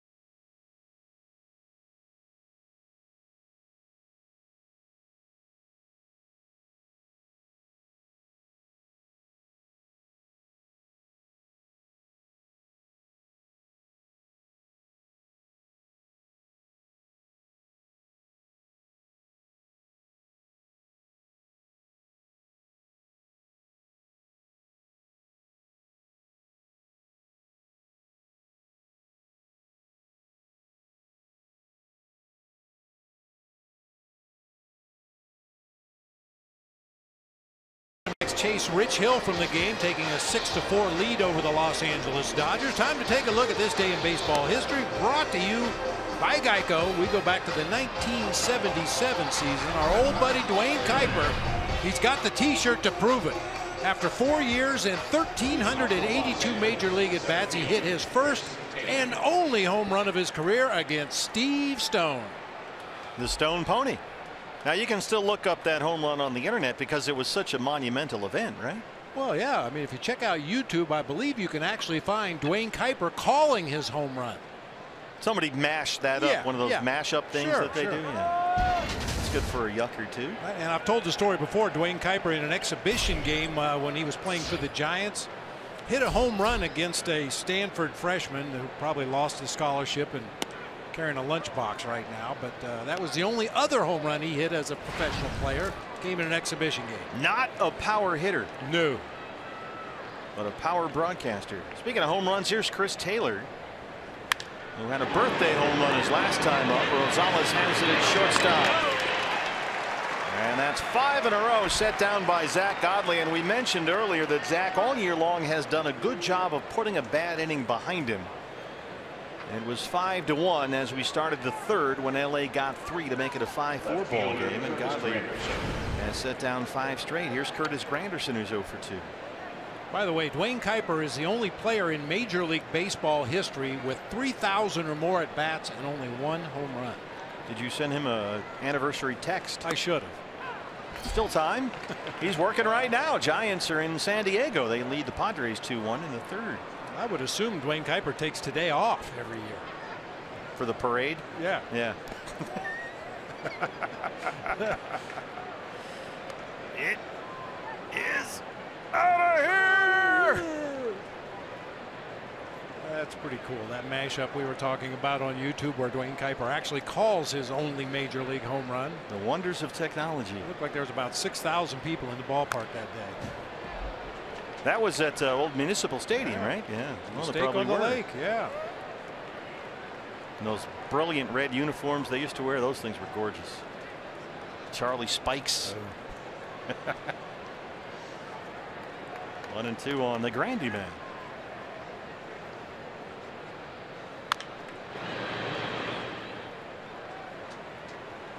Rockies have taken a lead over the Tigers 4-3, and they're in the 7th. That's at Coors Field.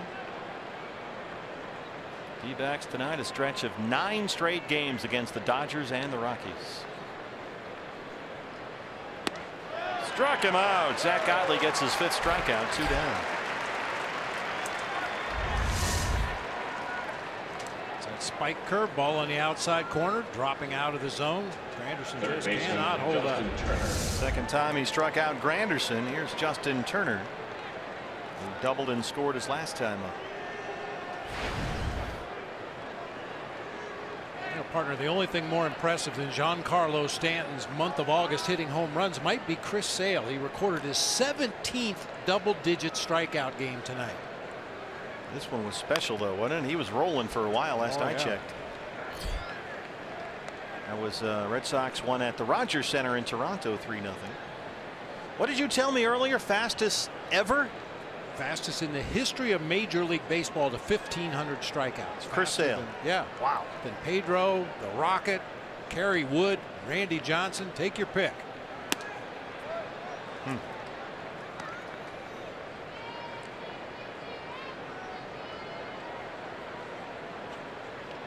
Apparently his uniform fits him just right. Didn't cut it up with scissors. Well, he's on his way to a Cy Young, it would seem, in the American League. And the Red Sox on their way to the postseason behind him. Miguel Montero catching for the Blue Jays today. They had their track team in there today. Rajay Davis leading off, and Mookie Betts and Benintendi and Eduardo Nunez. I think they stole 5 or 6 bases. Well, against Miggy. Probably just the pitcher's not holding him on again. Change up in there for a strike, and it's 2-2. Matt Godley looking for his 2nd straight 1-2-3 inning. There's Ionetta back there. 2 balls, 2 strikes on Justin Turner. Lays off the cutter. It's full. Rondal, an RBI single his last time up, would be next.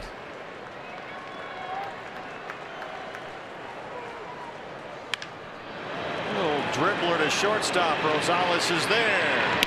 7 straight retired by Zack Godley. Diamondbacks lead the Dodgers 6-4.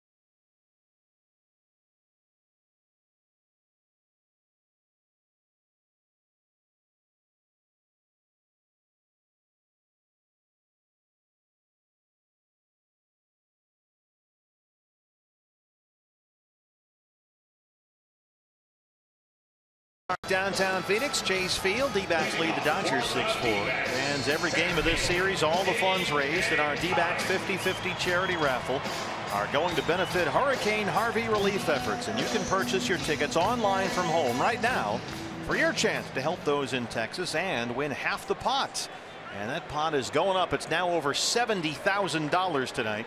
Great job, D-backs fans. Buy your tickets, dbacks.com/5050 raffle. And don't forget, stay tuned after the game. Diamondbacks live post-game show will have the winner. $70,000. And it's only the bottom of the fifth. Let's keep it going.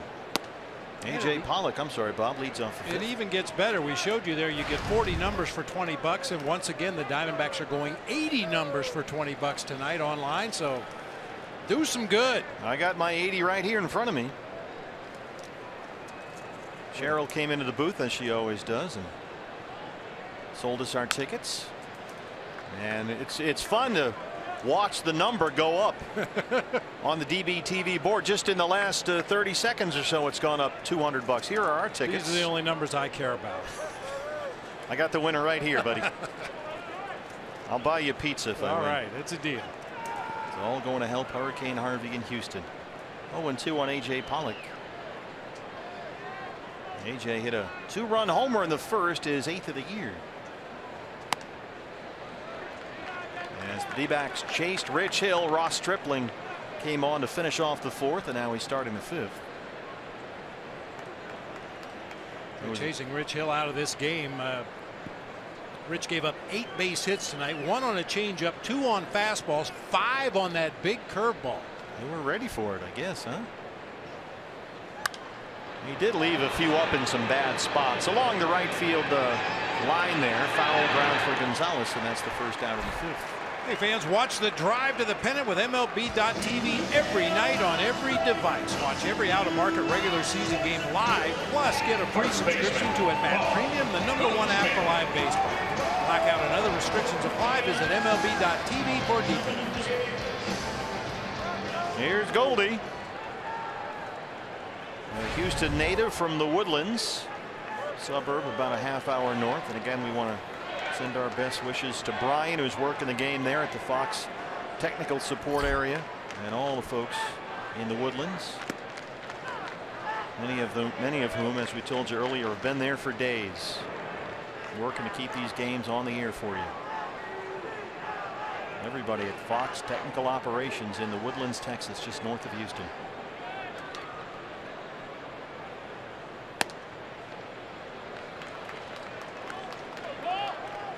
Goldie singled and scored in the first inning, grounded out his last time up.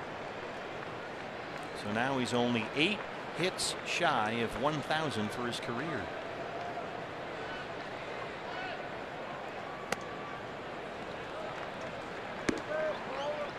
He homered in 2 of the 3 games here over the weekend against the Giants, now with 31 home runs and 3rd in the National League with 104 RBIs.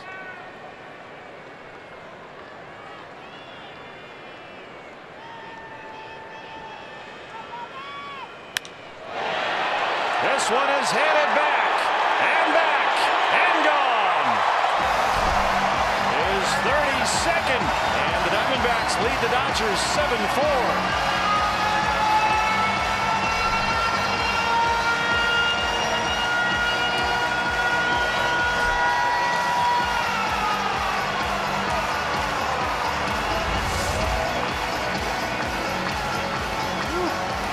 Center cut fastball at 90 miles an hour. Goldie knows what to do with one of those.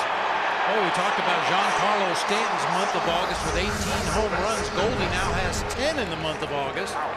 J.D. Martinez with 8. It all kind of pales in comparison, but Goldie and J.D. both having a big month with the long ball. And here is J.D. He doubled and scored in the first, struck out his last time up. Of course, J.D. Sunday hit 2 home runs in that win over the Giants. He and Goldie went back-to-back in that 9-run Arizona 8th inning. As the Diamondbacks hit 3 consecutive home runs, Descalso followed with his.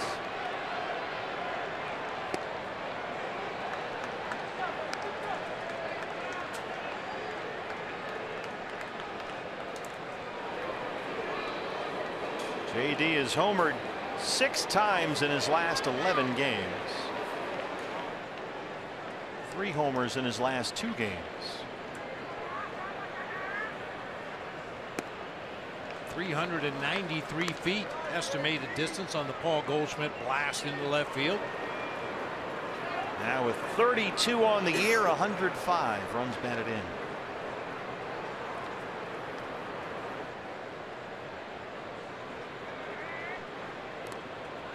I tell you, Bob, if the Diamondbacks, and we've talked about this as the fight for postseason continues and really heads into the home stretch here, first of 9 straight games against the Dodgers and the Rockies. If the Diamondbacks can hold off Colorado and get that wild card game here, you could start Zach Greinke against the Rockies. Great chance to win that ball game. Then you get the Dodgers in the division series. I don't think LA wants any part of the Diamondbacks in that series. The D-backs have played the Dodgers tough all year long. And to be able to get that wild card game, that 1-game winner go home right here at Chase Field, you could put Greinke out there, who's got the best home record of any pitcher in baseball. And then it's off to LA, where you could give these guys a real hard time. I don't think the Dodgers want any part of the Diamondbacks. Forget how many wins they had in the regular season. Won't matter in a short series. Strikes out on a 3-2 pitch. That's a great thing about postseason play. Everybody is 0-0 going into it. Doesn't matter what you did all summer long for 6 months. What are you doing right now? That's why it's just so important to try and win that first wild card. 2 games up on the Rockies for that spot right now to get to the chance to host that wild card game here.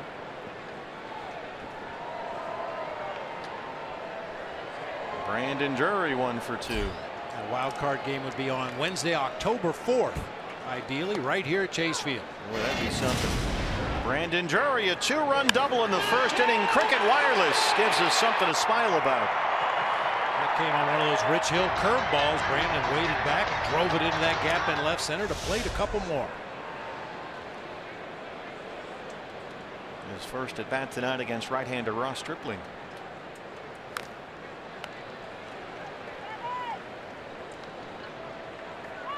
Every game, just about every game, it seems, between the Diamondbacks and the Dodgers, regardless of the outcome, has been a pretty close game. It's gone back and forth.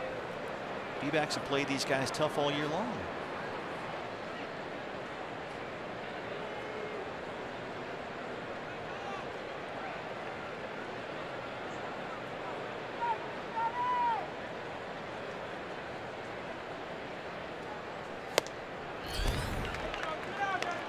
Dodgers pitching staff is about to get healthier.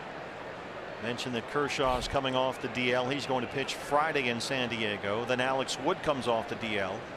He pitches Sunday against the Padres. Right now they're without both Brandon McCarthy and Scott Kazmir in their rotation. As Drury strikes out. But the Diamondbacks tack on a run. Goldie's 32nd makes it 7-4 D-backs.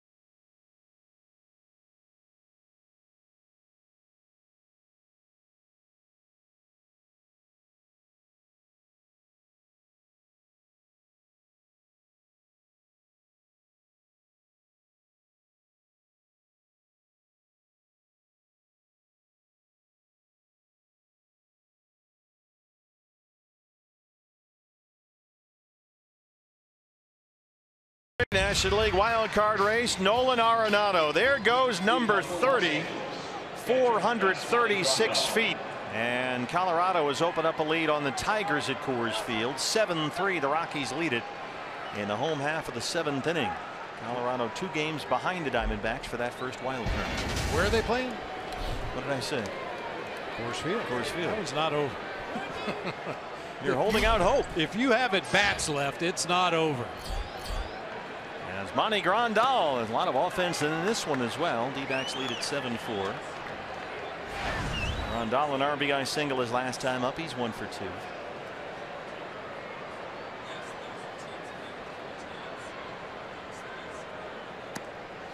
So you've got Colorado 2 games back of the Diamondbacks. Milwaukee 3 games behind the Rockies. Brewers were beaten 10-2 by the Cardinals at Miller Park. So the Cardinals pick up a game. They were 5.5 behind. Miami 4.5 back. They lost at Washington 8-3.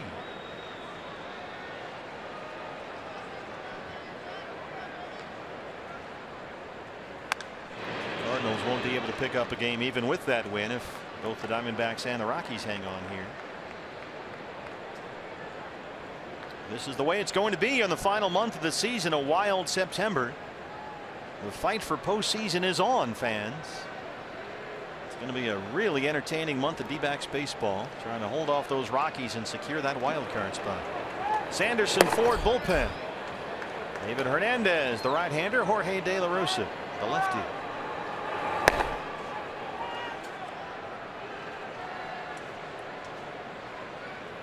Zach Godley's spot in the batting order would be due up 3rd in the home half of the 6th inning. And he's at 90 pitches right now, 53 strikes. Yasiel Puig on deck. Full count on Grandal, 3-2. Godley has retired the last 7 Dodgers he's faced.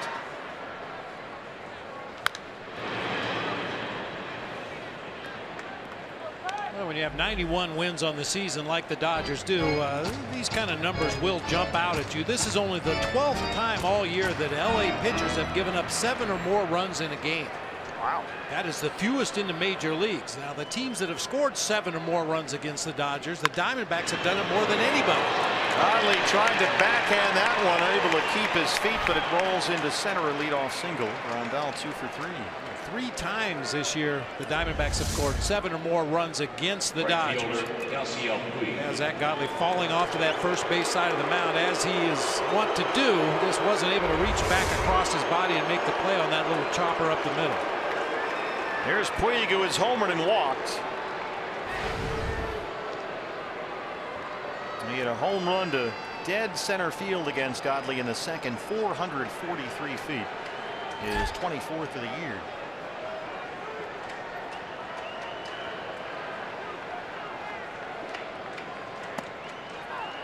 Deals a strike with a first pitch curve ball, 110 miles an hour off the bat.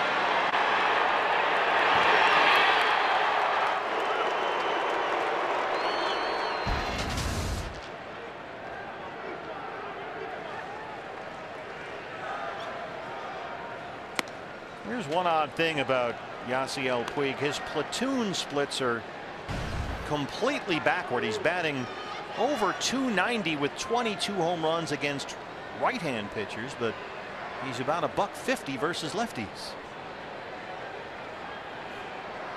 He's only homered once off a left-hand pitcher all year long.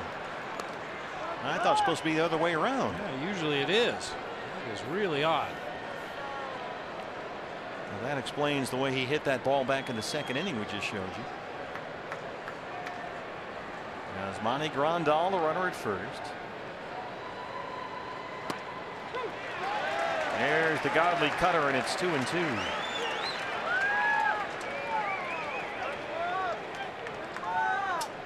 Puig is no longer the strikeout machine that he has been. He is walking twice as much as he did last year. A lot more selective up there. Gets it on the ground to third. Lamb sets and throws. Got him. Grandal into second, 1 out. Nice play by Jake, going to his backhand there, plants that right foot. Fires across. Had no chance to get Grandal at second. He had a big lead over there at first base and was going to beat any throw to second. So Jake did the wise thing, throw across the diamond, get to sure out. We'll see if Godley can strand that runner at second base with one down, get through this sixth inning with his spot in the batting order due up third in the home half. Gonzalez playing on that bad back is 0 for 2. Grandal at second, one out.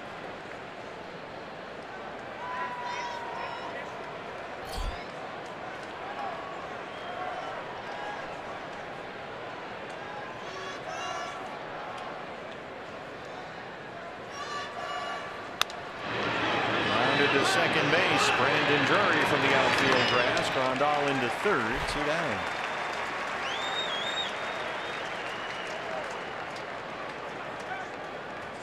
Logan Forsythe, the second baseman. Logan Forsythe. You know, one problem with playing these shifts is occasionally that cut of the grass at the back of the infield will come into play. That ball, Brandon picked it up right off the top of the grass right there, but you can see there's a little lip there that surrounds the infield where the grass starts, and occasionally a ball hit right on that lip of grass and take a bad hop. Something, if you're playing that exaggerated pull shift out into the outfield grass, you've got to be careful coming in on a ground ball if it hits in that area. Forsythe has struck out twice against Godley tonight. Zach has retired 9 of the last 10 he's faced, bouncing back from that 3-run LA third. And trying to strand Grandal down there with 2 outs. It's 2-0 on Forsythe. Forsythe is a very selective hitter. You've got to throw him strikes.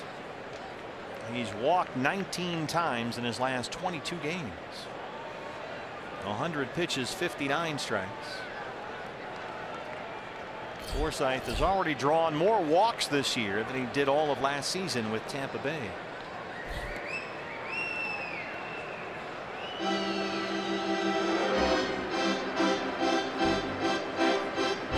Ursaineta wants to make sure.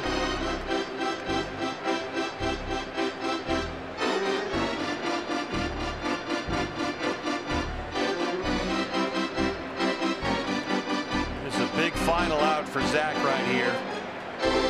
Finish this thing off with 3 clean innings and keep it a 7-4 ball game.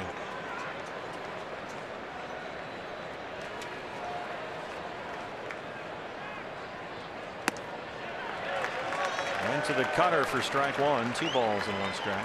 Forsythe hitting only about .220 since the All-Star break. Grandal at third, 2 outs.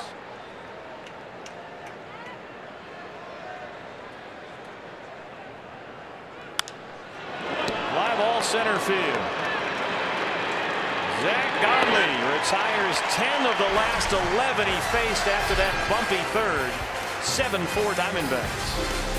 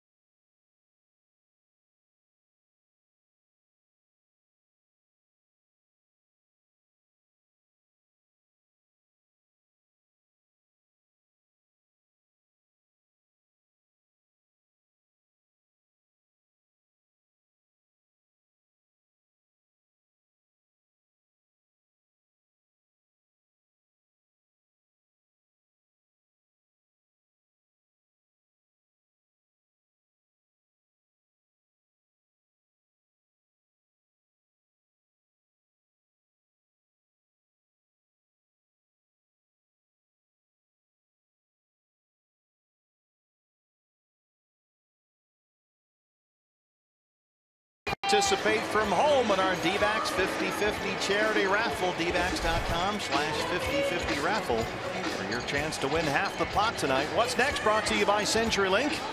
Game 2 of this 3-game visit from the Dodgers. Robbie Ray for the D-backs against Hyunjin Ryu for the Dodgers. A matchup of lefties there. Diamondbacks live pregame show on Fox Sports Arizona comes your way at 6 o'clock. New pitcher for the Dodgers. Interesting story here. Edward Paredes, a 30-year-old lefty out of the Dominican Republic. He's only pitched 3 major league games in his career. Recalled from AAA on August 19th, so he's only been a big leaguer for 10 days. And here he is. The 30-year-old rookie, Jake Lamb, will lead off the 6th. Paredes has put up some pretty impressive numbers in the minors this year, both with AA Tulsa and AAA Oklahoma City. 66 strikeouts in only 44 innings. Dodgers have the shift on against Lamb, who has singled and walked. He's got an RBI. He's ahead 2-0.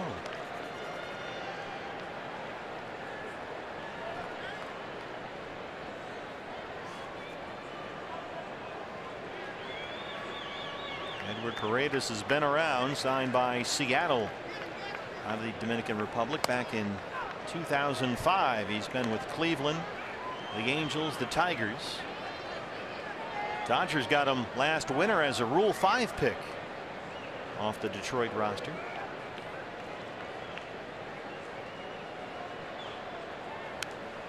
Another at bat for Lamb against a lefty.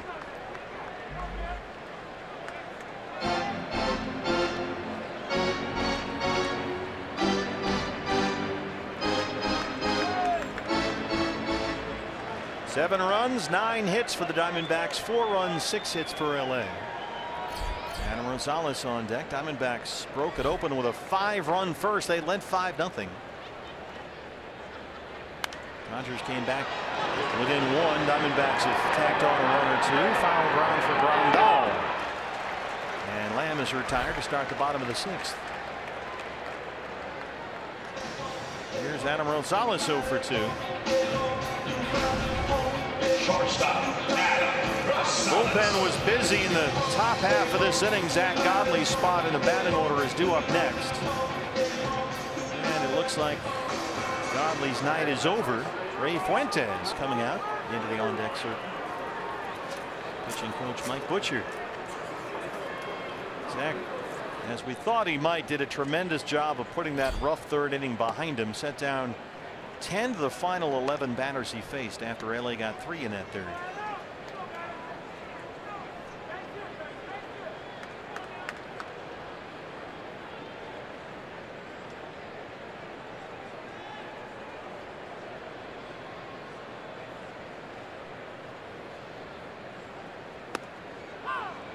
Slider is in there, and it's 1-1. Adam Rosales has hit safely in 4 of his last 5 games, singled and scored a run in the win over the Giants here Sunday. Both the D-backs and the Dodgers coming off days yesterday. Went back to the slider, missed. It's 2-1.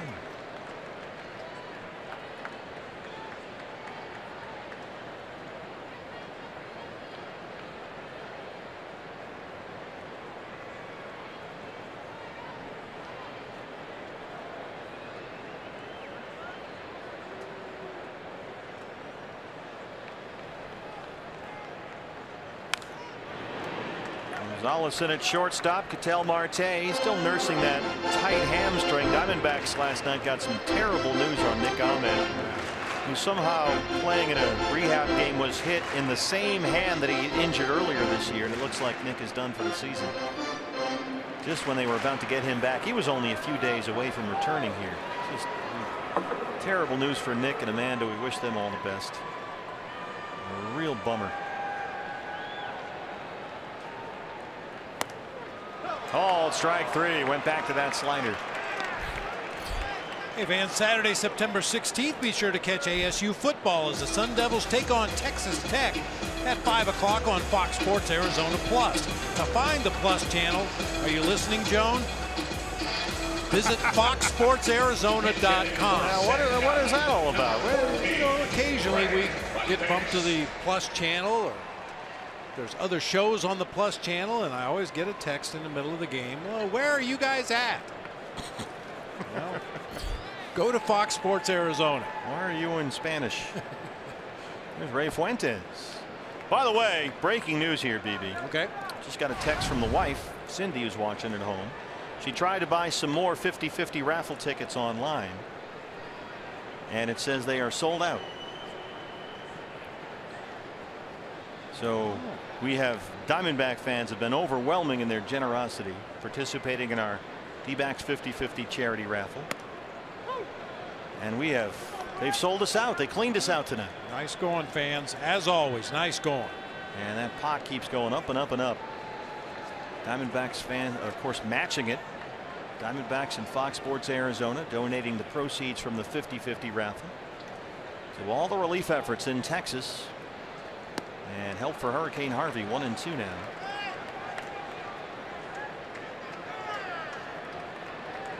I know you and I have our tickets here. We did the 80 for 20. And they're still selling them here in the ballpark. We've had a lot of online winners as of late. And by the way, they will fix the sold out online issue for the rest of this homestand, fans. So we hope to keep this going throughout the rest of this series. We have another night game tomorrow, day game on Thursday. So we won't run out of tickets for the 50-50 raffle for the next 2 games. But the response from Diamondback fans, Bob, has been so overwhelming. They simply ran out of tickets tonight. So we want to thank everybody who participated from home online tonight. Great job. Way to go. And Diamondback fans have always done that when we've had these kinds of situations. Absolutely. They always stand up when people are in need. Tonight, no exception.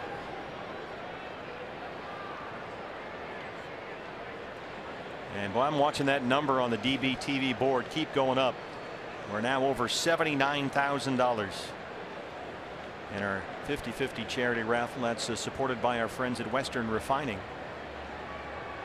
Available to all fans in Arizona, both inside Chase Field during home games or online.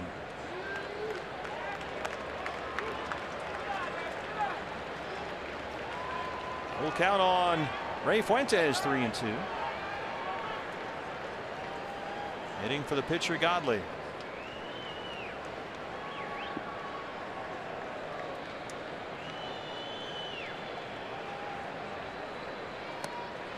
Struck him out.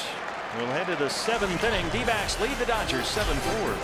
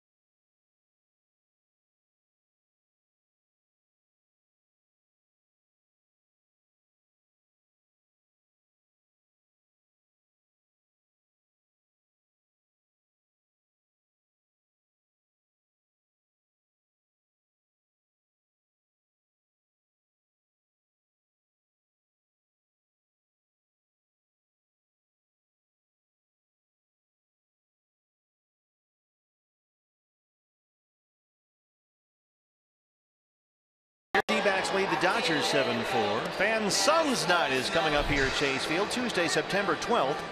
And you can get the special event ticket package that includes a lower level baseline reserve seat and a co-branded D-backs Suns cap for only $25. This special event ticket pack is available online right now. dbacks.com/Suns. David Hernandez answering the Ashline call to the bullpen. He's out there to start the top of the 7th inning. We'll see a couple of pinch hitters here for LA. Kike Hernandez, the shortstop, is due up, but here comes Chase Utley to hit. And the pitcher spot behind him, ASU Sun Devil on ASU night here at the ballpark, Austin Barnes, is in the on-deck circle. So here's Utley, 236 and 7 homers.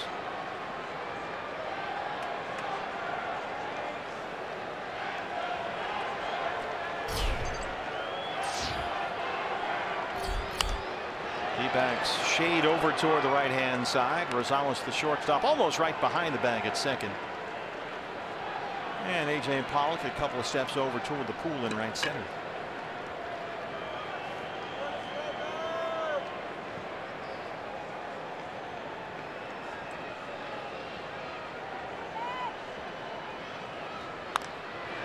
Oh, 0-2.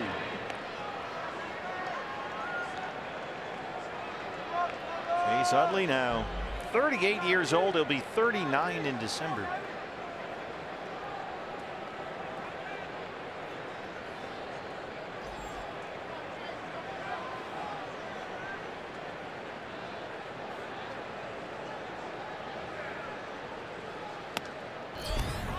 Fastball missed. It's ball and 2 strikes.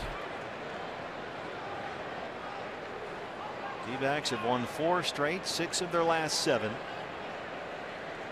Trying to take the opener here against LA, 7-4 in the 7th.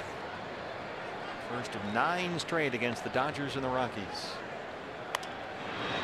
Slow curveball, and it stays 1-2. D-backs at 73 wins right now. They're 15 games over 500 under Torey Lovullo. Holding on to a 2-game lead atop the National League wild card.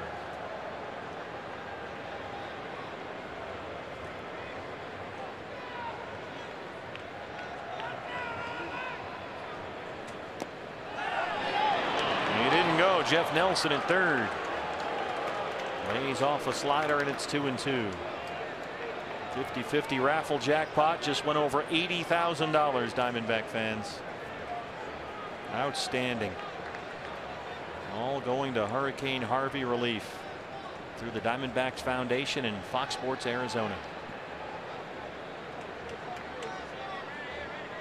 2-2 on Chase Utley. Austin Barnes on deck. Missed with a fastball, and Utley has worked it full. Appropriate we see Austin Barnes here on ASU now.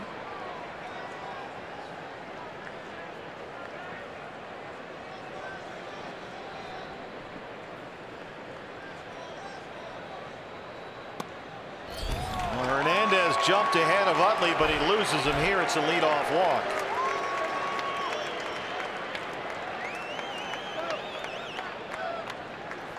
And here's Barnes to hit for the pitcher. Austin Barnes having a good year as the Dodgers backup catcher, 302 and 6 homers. Right now he's riding a career best 7-game hit streak.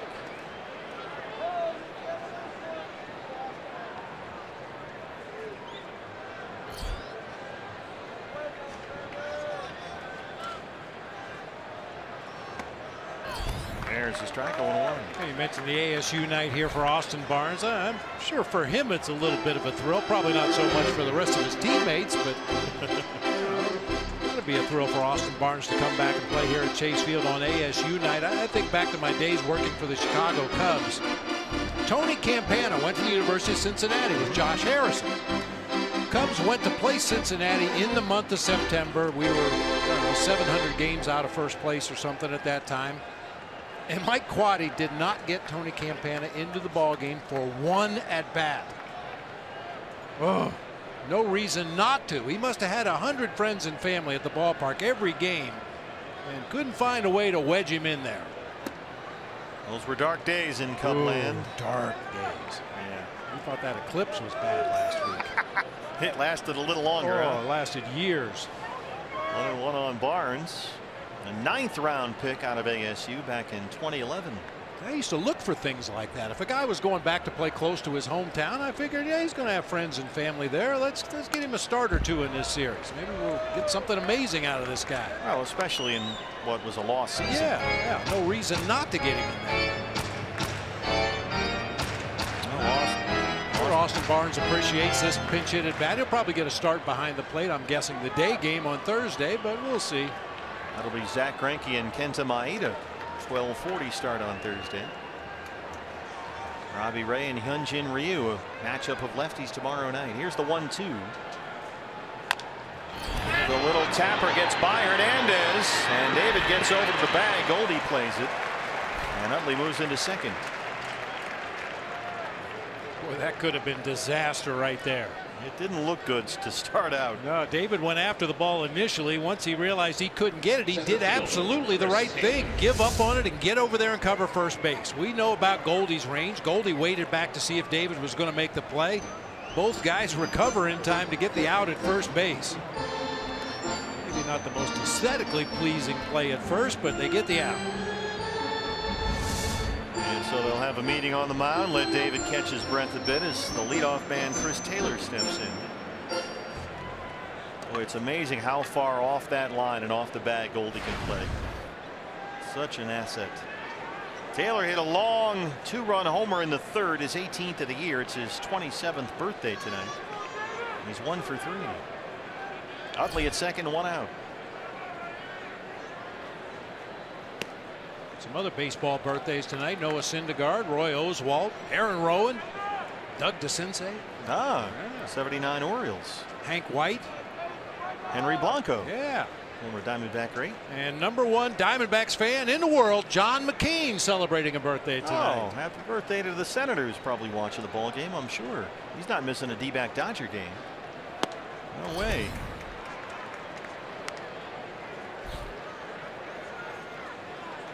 Two 2-0 on Taylor.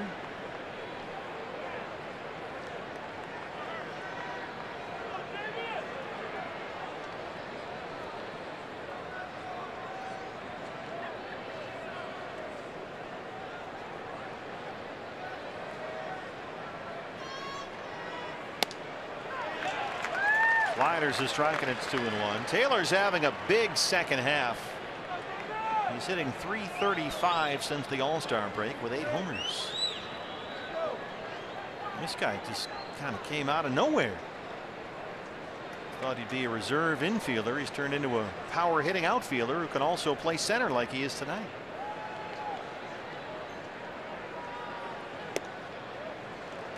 Lays off the slider and it's 3-1. When you're hitting .335 in the second half of the season, you're hitting a little bit of everything. But for me, Chris Taylor is a dead fastball hitter. If you make a mistake in that strike zone and bite off too much zone, he rarely misses it. He barrels up fastballs. Curtis Granderson on deck.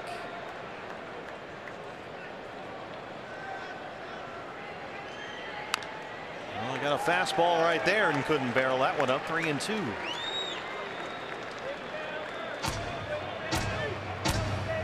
D-backs about hit the Dodgers 9-6. They lead at 7-4. Rockies are winning. They're in the 9th inning at Coors Field. Colorado leads the Tigers 7-3. Brewers beaten by the Cardinals. Marlins lost in Washington. Stanton hit number 51 tonight. The fight for postseason is underway. Full count on Chris Taylor. 3 balls and 2 strikes.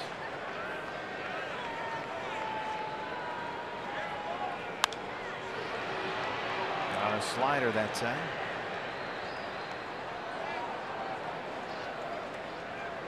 Boy, any player that's ever been involved in a postseason push like the Diamondbacks are right now this time of year is outstanding. Every game is so important. Even though guys deny it, you know they're checking the out-of-town scoreboard between innings, maybe between pitches. This is the fun time of year. Got him! Went back to the slider, and Hernandez gets a big strikeout there. 2 down.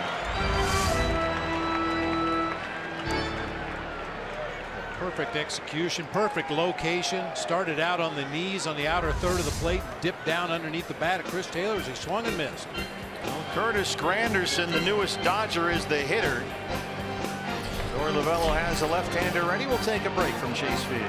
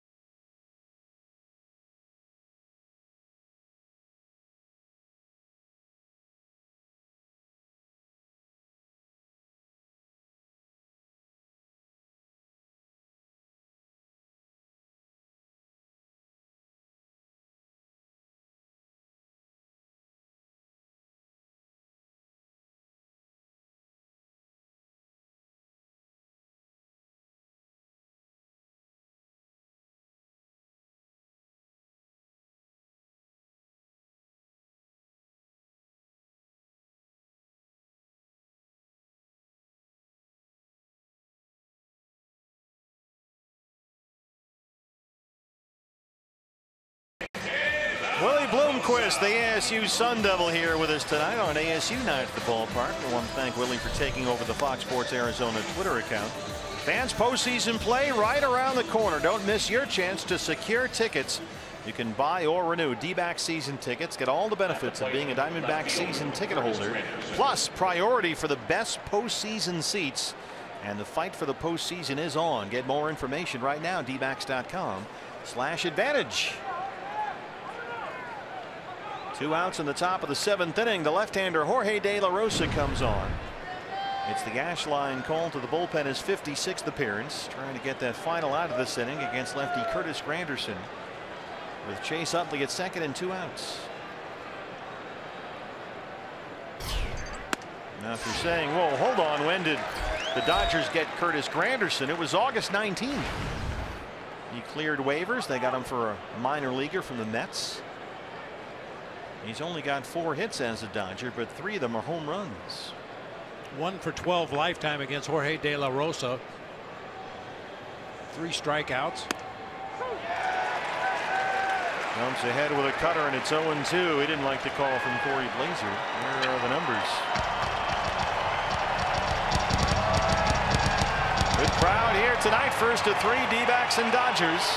On ASU night, Sparky is here helping out Baxter.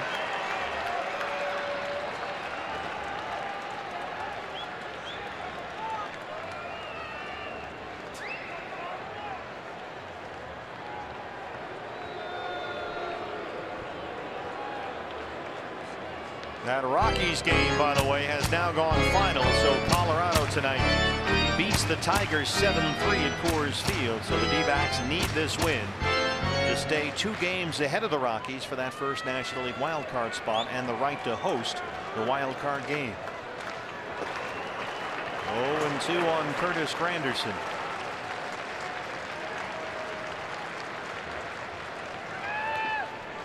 Good job there by Chris Iannetta, keeping that splitter in front.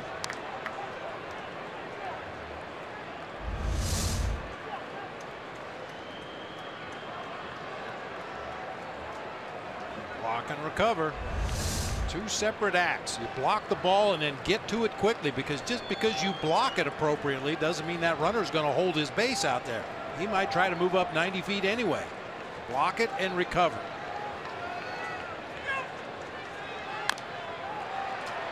Just gets a piece of that fastball. Curtis Granderson, 14 seasons in the majors now at the age of 36. And trying to get a ring with LA. Justin Turner would be next. Granderson is one of only 10 players ever to have played in at least 50 postseason games and never win a World Series. So he thinks he might have his chance here at least to get there.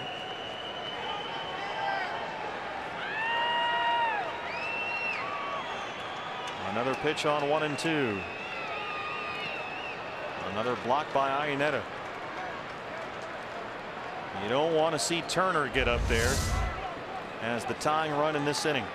This is the guy you want to get right here.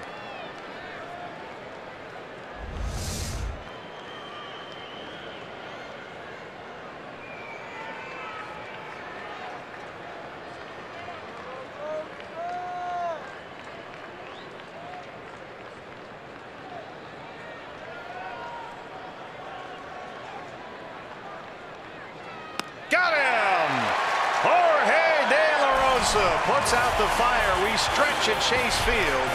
It's 7-4 D-backs.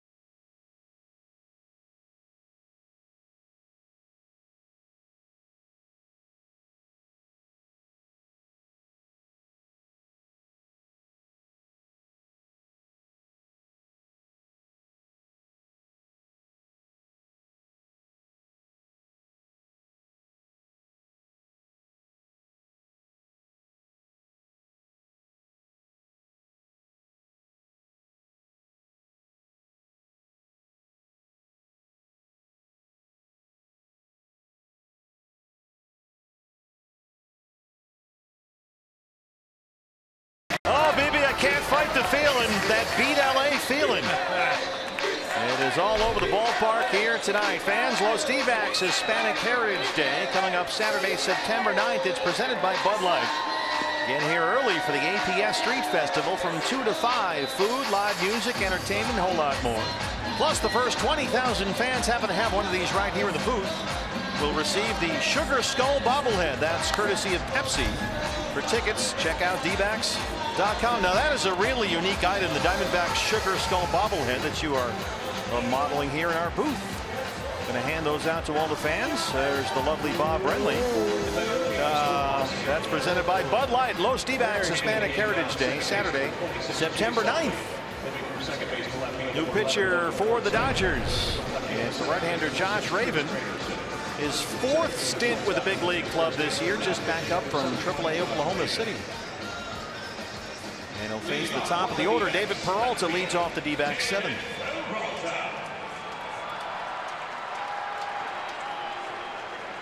Peralta has singled. He's got an RBI triple. He scored a run, 2 for 3.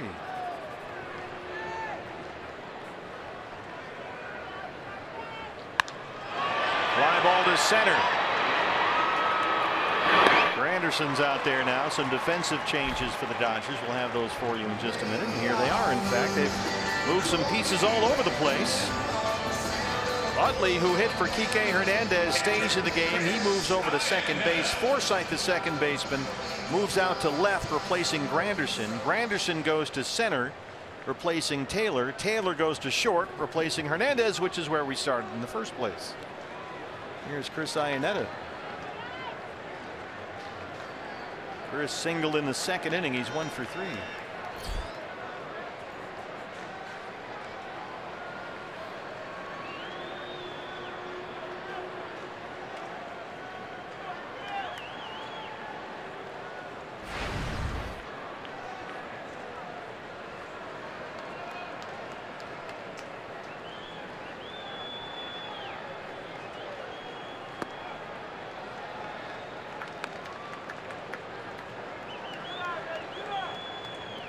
Chris now with a 6-game hitting streak.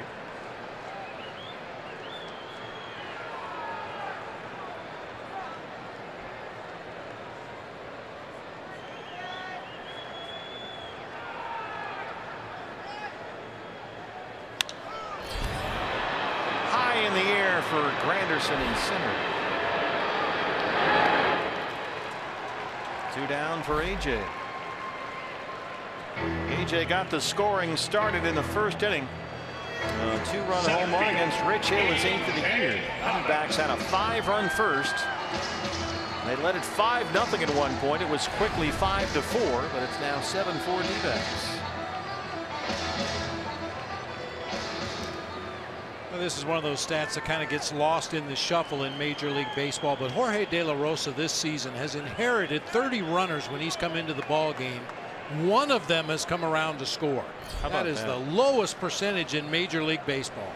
For a guy who wasn't even a relief pitcher until this season. Long time starter for the Colorado Rockies. Remember, Jorge De La Rosa started opening day here last year for the Rockies against Zach Greinke.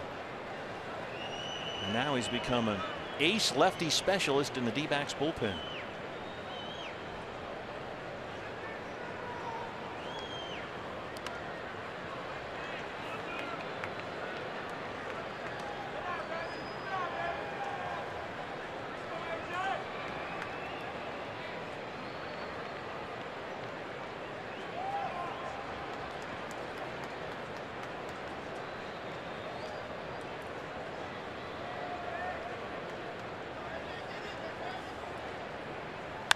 Always swung on but fouled off.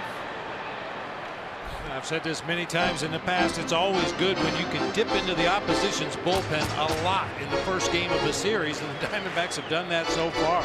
Raven, the 4th pitcher for the Dodgers tonight.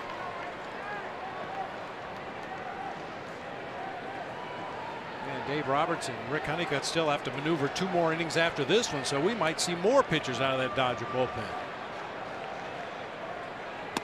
The only thing that you like that you don't see from the Diamondbacks, and we've actually seen this a fair amount lately with Goldie on deck. They got 5 runs on 6 hits in that first inning. They've had only 3 base hits since the first inning tonight. One was Peralta's RBI triple. Another was Goldie's home run in the 5th. But the offense the last 5-6 innings or so has been kind of quiet. AJ reaches out and pokes that foul. And we've seen the Diamondbacks lately have a number of games like that. They have big first, second, third inning, and then after that it's a little quiet, a little too quiet.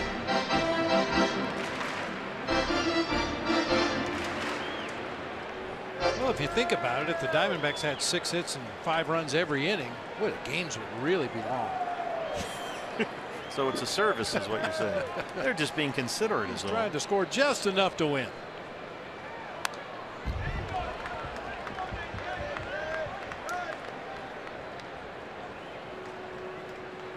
Well, if you have an Archie Bradley beard at home, get ready. They're going to bring in the beard. He is ready in the Sanderson Ford bullpen. It'll be Turner, Grandal, and Puig, 3, 4, and 5 in the LA 8th inning. T-shirts are on. Hey, she's got a Brewster Whitecaps T-shirt on from the Cape Cod League. Oh. Nicely done right there. Pollock strikes out. Will hit the 8th. Diamondbacks lead at 7-4. They are ready to bring in the beard to chase.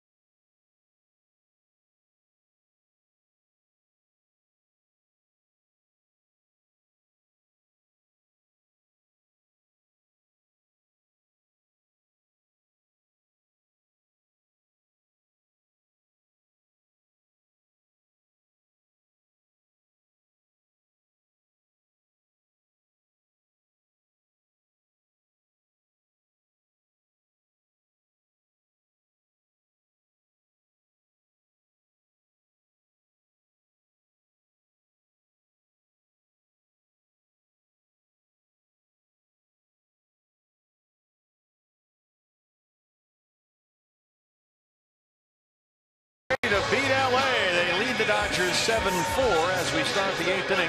The opener of the 3-game series at Chase Field. And here he is. Bring in the beard. It's Archie Bradley. He will work to the heart of the LA order. Turner, Grandal, and Puig 3, 4, and 5. In the Dodgers 8th inning, his 50th appearance this year with a sparkling 1.22 ERA.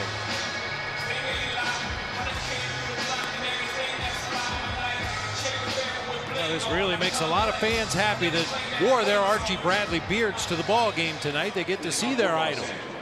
It has become a thing here, a fan favorite at Chase Field. Archie Bradley, what a year he's had. Justin Turner, who doubled and scored in the 3rd against Zach Godley, leads off the 8th inning. He's 1 for 3.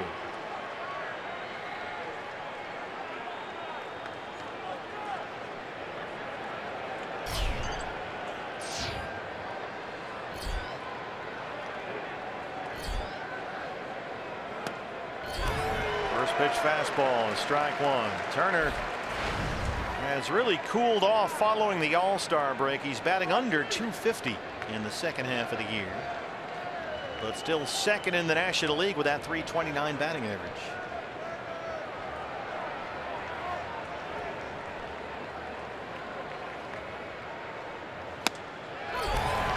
Oh, and 2. Just spotting that fastball at 97. This is a battle of the beards right here. These guys are both wildlings from north of the wall. Just missed with that one at 98.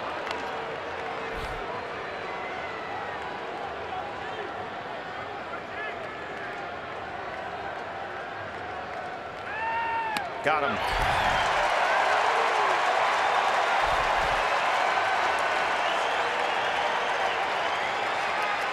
Yasmani Grandal, the catcher. Yasmani Grandal. All heaters that time to Justin Turner. Just blew him away with 98 right in the middle of the plate.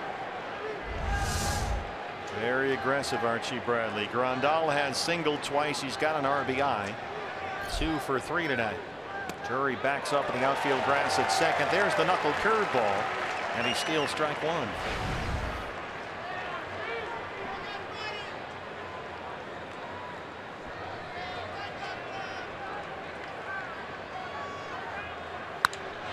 Back to the curveball, and Grandal shoots it into right center. All fastballs to Turner, trying to get a little cute there, and it's a 1-out single. And now here's Puig, who hit a long home run in the second off Zach Godley. 3-hit night for Grandal.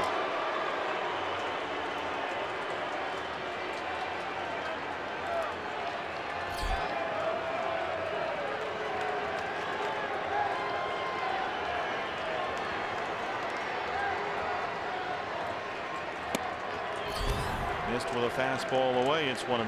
Puig has homered, walked, and grounded out.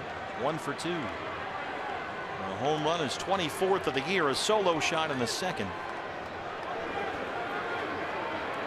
That beard, that's a popular look here at Chase Field these days.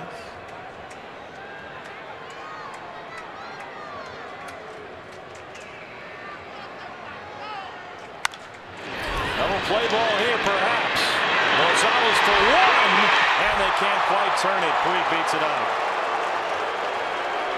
Brandon Drury had to range well back on the outfield grass, turn and throw to second that time. Just not enough time to get Puig. Yeah, just too much elapsed time with Puig running down that first baseline, able to just beat that relay throw to first. If you get that second baseman moving to his left, that's always going to be a really tough double play unless you've got a slow batter at the plate. Have that here, but there are 2 outs for Adrian Gonzalez, who's 0 for 3. Gonzalez only his 60th game this season, 238 and 2 home runs all year. After more than 2 months on the DL with a herniated disc in his back. And he figures to go to the bench when Cody Bellinger is activated off the DL tomorrow.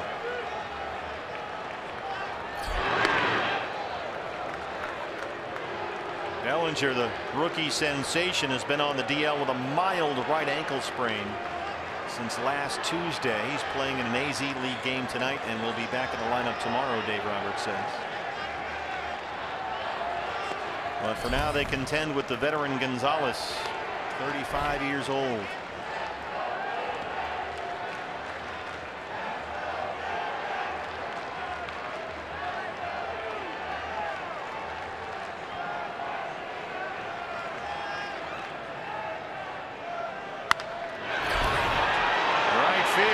Martinez will have to play it off the wall. Puig is flying around third.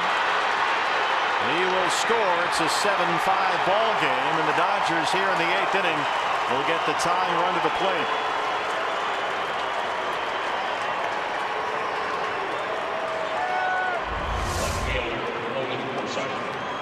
That's right, in Adrian Gonzalez happy zone, that down and in area. A lot of left-handed hitters handle that pitch well. Gonzalez, no exception, bangs it off the wall out there in front of the Ram truck's pool, driving Puig all the way home from first base.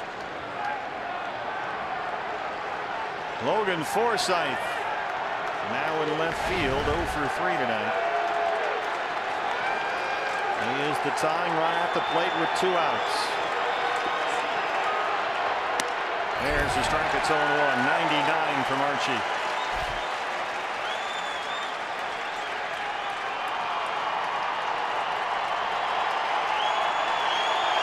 Crowd is into it here at Chase Field tonight.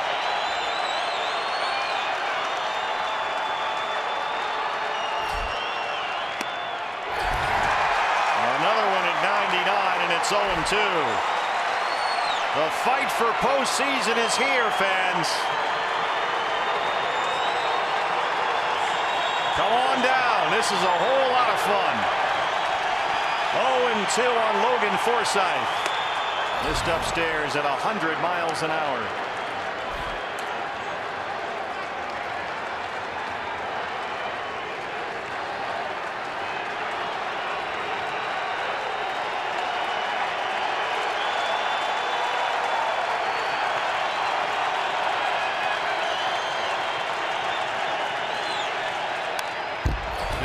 Did get a piece of that one. Again, Archie at triple digits.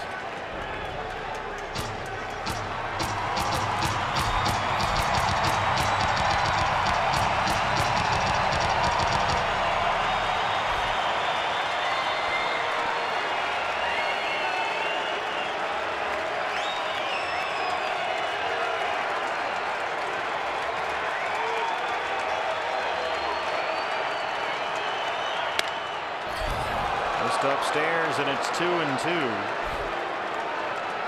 Forsythe, not a lot of power, only 18 extra base hits all year. Godley would be next. 2 balls, 2 strikes, 2 outs, a 2-run D-back lead.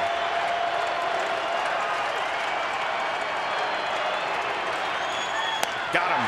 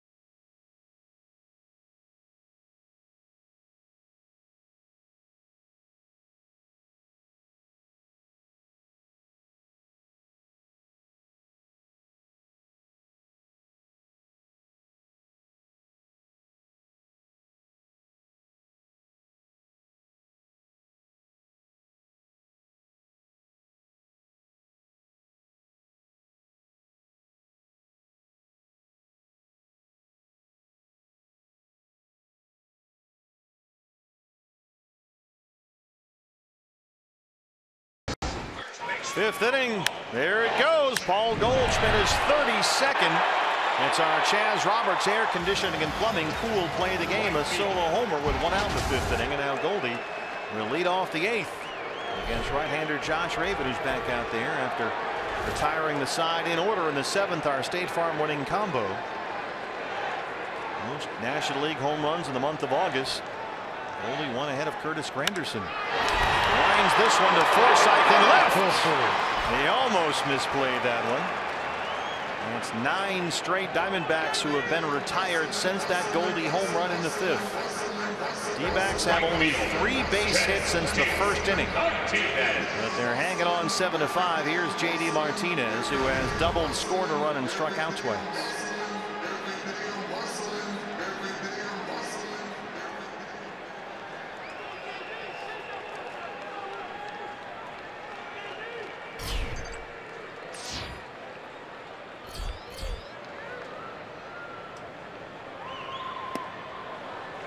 First pitch slider, and it's 0-1.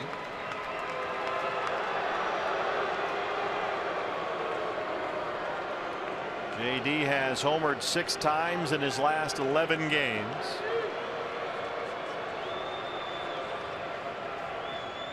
Doubled and scored as part of that 5-run D-backs first against Rich Hill. Fernando Rodney, who saved 5 games for the Diamondbacks last week, is starting to get it cranked up in the Sanderson Ford bullpen. Boy, he has been remarkable lately.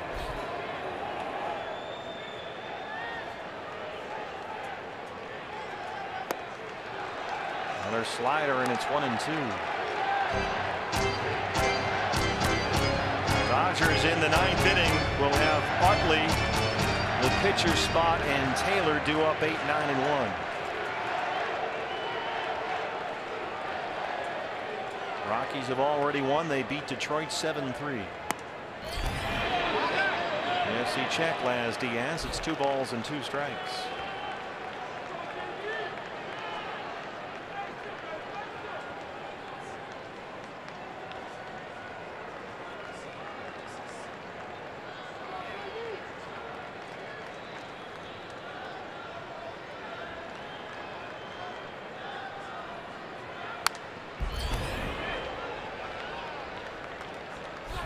J.D. Martinez counting tonight. Has 8 hits in his last 9 games. 5 of those 8 hits are home runs. 2-2.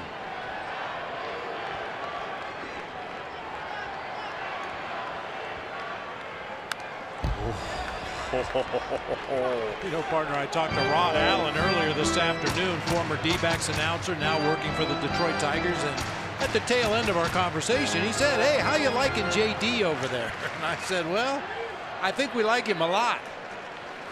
So, you know, he hasn't had a lot of base hits, but every time he makes contact, the ball seems to leave the park. He just missed a hanger right there.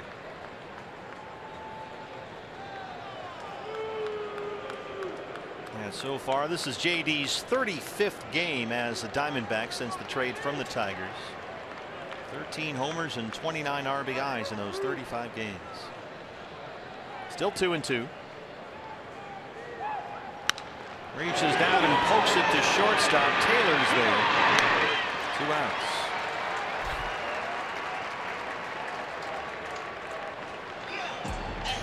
Second baseman Brandon Drury had one of the game's biggest hits.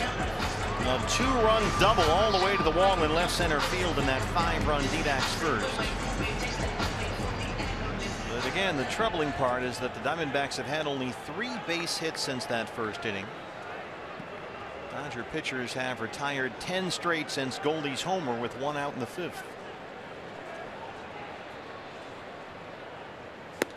And just a footnote on Archie Bradley's outing tonight against Logan Forsythe. He hit 100 miles an hour for the very first time in a major league game. Really? Yeah. I mean, we've seen lots of 97s and 98s up there on the board, but the first time in his career he's hit triple digits. That's what happens when you get close to September. That fight for postseason, the adrenaline kicks in, and we've seen Archie's great demonstration earlier this year. This is our house. We don't lose here. Doesn't matter how many blue shirts are in the stands. We win here. Trying to hang on here, 7-5, 2-0 on Drury. You know, and for a one-inning relief pitcher like Archie Bradley, usually a one-inning relief pitcher, it's kind of like we talk about a starter emptying the tank when you get into the 6th or 7th or 8th inning, and you know your spot's coming up in the bottom half of the inning, so you just leave it all out there on the field. Well, when you're a one-inning relief pitcher, you leave it all out there on the field, the last guy you face. He sure did that. Brandon fouls back a fastball, and it's 3-1. Jake Lamb hoping to get a chance. Peralt has had a good day, a single, an RBI triple. He scored a run. Pollock a 2-run homer. Goldie is singled and homered. Drury a 2-run double.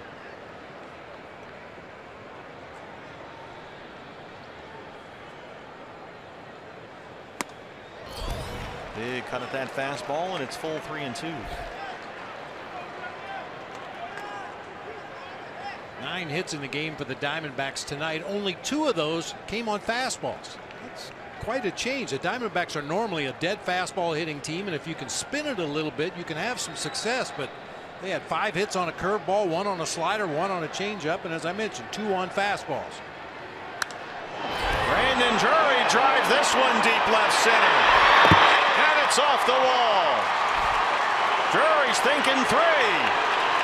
And Brandon Drury is in there with a 2-out triple, his second this year.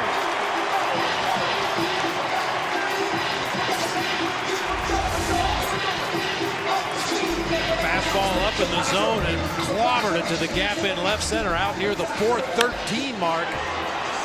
Nobody's going to catch up to that one. Logan Forsythe trying to chase it down from left field. It takes a carom back toward Curtis Granderson in center. Brandon Drury never breaks stride. On his belly with a triple. So a double and a triple for Drury tonight. Dave Roberts has a left-hander ready for Jake Lamb. We'll take a break.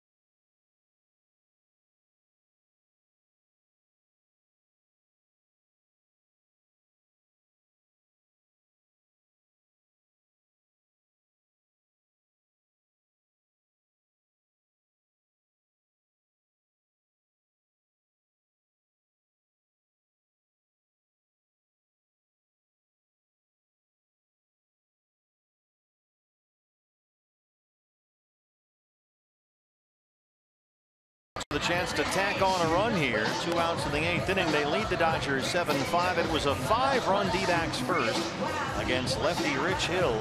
A.J. Pollock had a 2-run homer. Brandon Drury a 2-run double. Jake Lamb an RBI single. Goldie in his 32nd of the year in the 5th inning, a solo shot. And the D-backs have a 7-5 lead.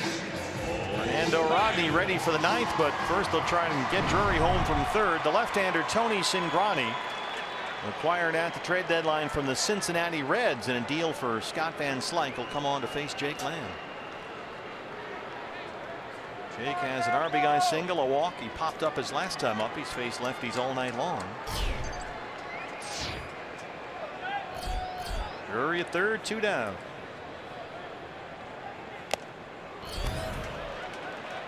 First pitch fastball.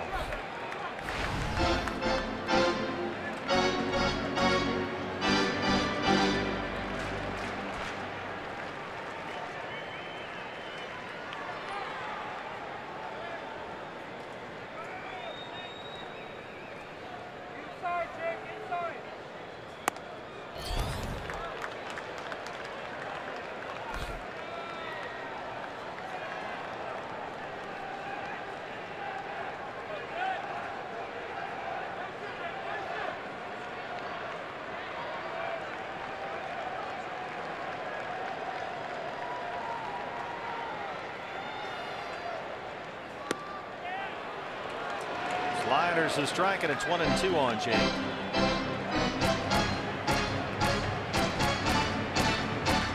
D-backs 5-8 against the Dodgers this year. 3-3 versus LA here at Chase Field. Adam Rosales will be next. Drury at third, 2 outs.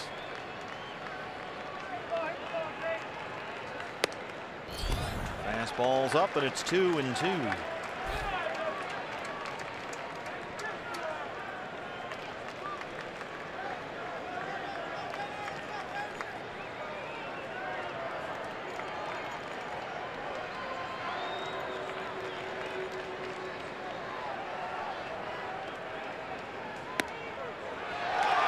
Stuck the slider in through the front door. Corey Blazer rings up land. They strand Drury. Rodney coming in with a 7-5 lead.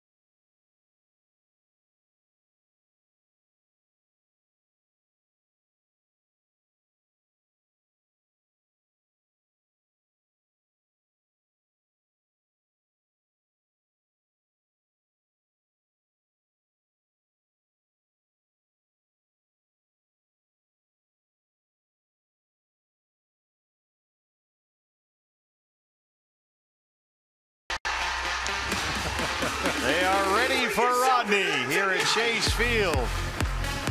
I tell you, when he comes into a game, it's something. It's a show.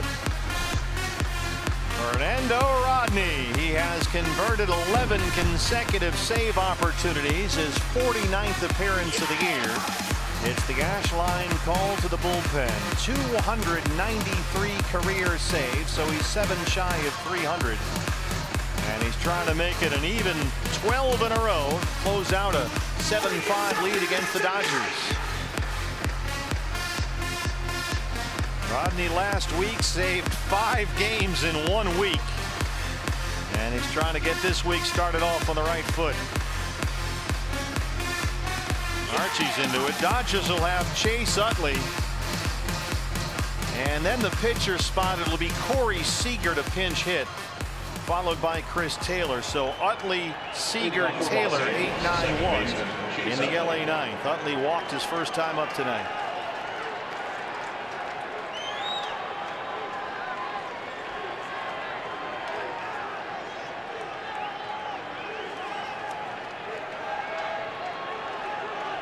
Fernando Rodney has converted 11 straight saves. His ERA during that stretch is 0.93.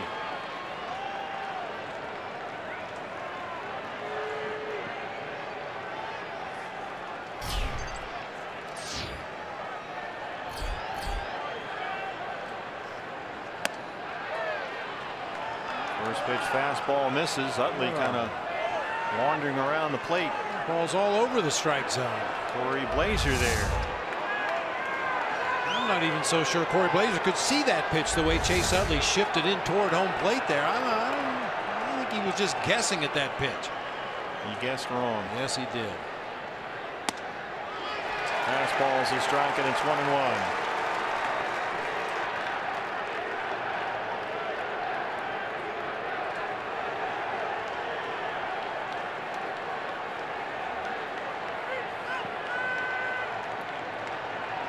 Drury back, edge of the grass at second base. Utley reaches down and pokes this down the right field line.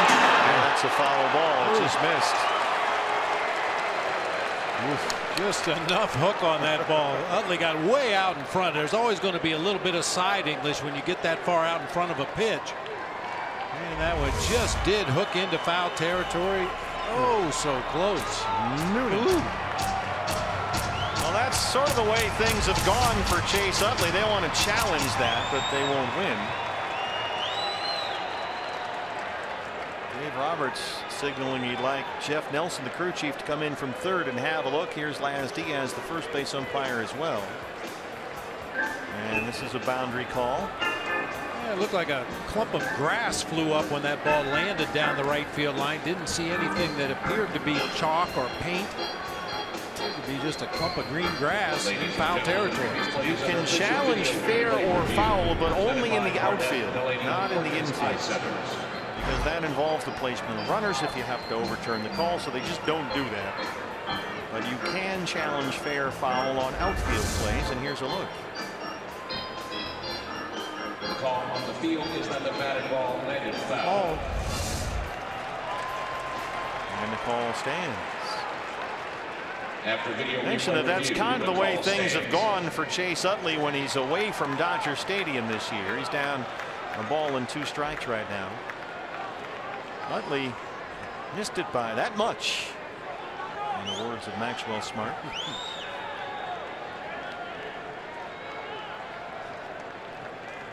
Utley's a 190 hitter on the road this year. A big drop off from his batting average at Dodger Stadium, where he's hitting about 280. That one missed. Someplace it's 2-2.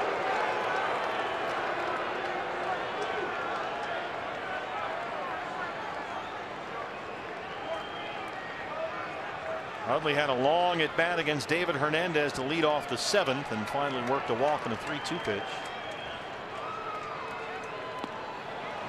Lost his footing out there on the mound. Just kind of stumbled into his delivery that time. And he's taken the count full again to lead off the 9th.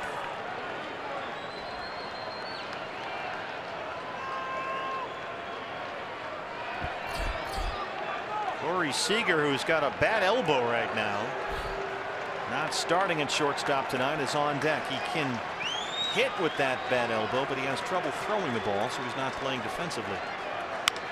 And Utley slaps it down the left field line.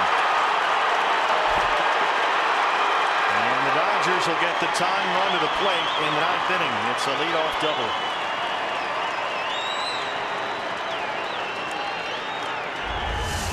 Chase Utley had been 0 for 3 against Fernando Rodney in his career. Just cued that right off the very end of the bat, past Jake Lamb down into the left field corner for that leadoff double. And now he's facing Corey Seager,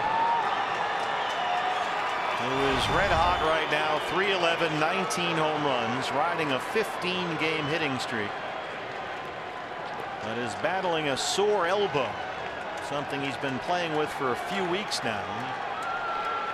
Can hit, he just can't really throw with it, and there's a chance we won't see Seager play defense at any point in this series, but he can hit. So here he is. It's 1-0.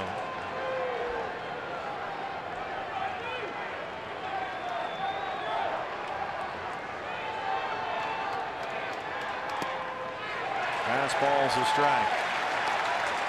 Seager with that 15-game hitting streak. And it's just under 350 during that streak, but he's only got 1 extra base hit. It's been all singles. His last home run was August 5th. Drury well back on the grass at second. That's in the dirt. Utley is going to get third here.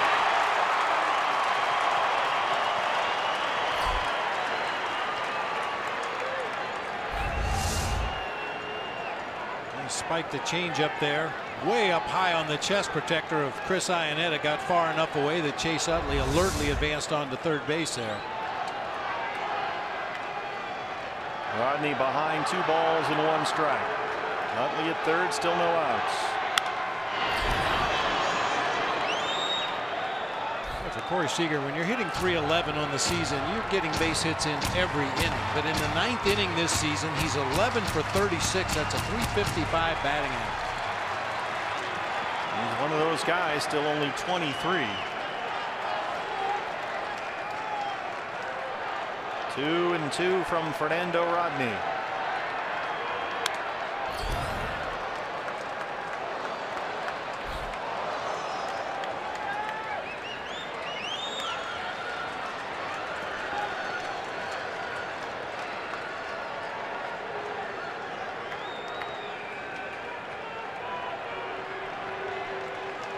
Already 11 pitches for Rodney.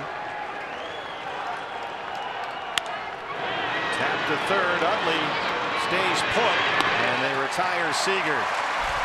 Utley a few feet off the bat, kind of in a staring contest there with Jake Lamb. And that's the first out. Shortstop, Chris Taylor.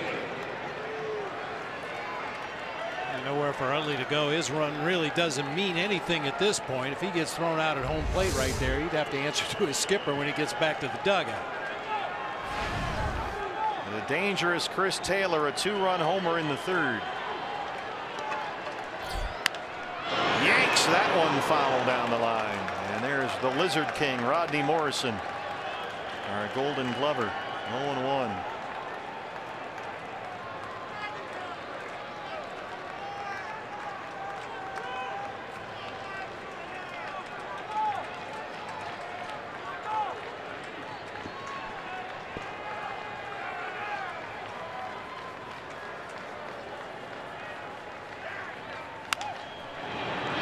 Tapper, Lamb in front of Rosales. He can't make the bare hand play. Utley scores, and it's a 1-run ball game.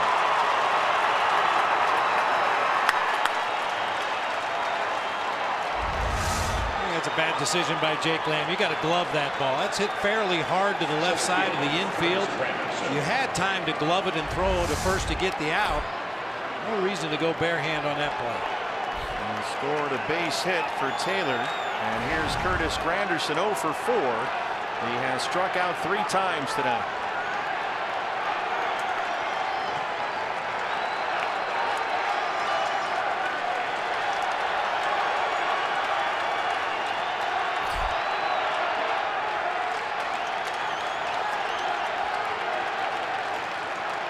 Dodgers have won 8 games this year when trailing after 8 innings. That's the most in the major leagues.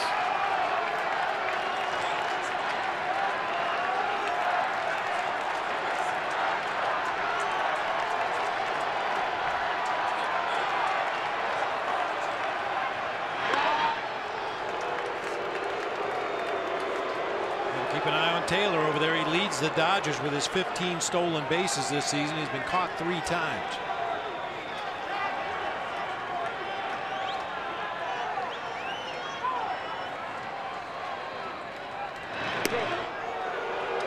Just be careful over there. You don't want to put him in scoring position where a single could tie the ball game.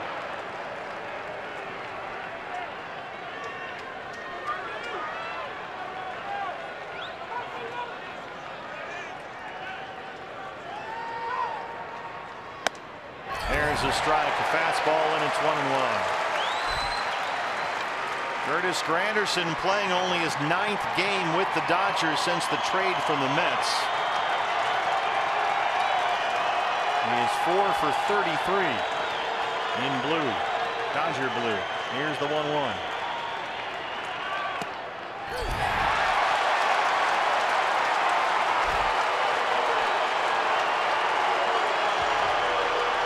For some clarification from Corey Blazer there.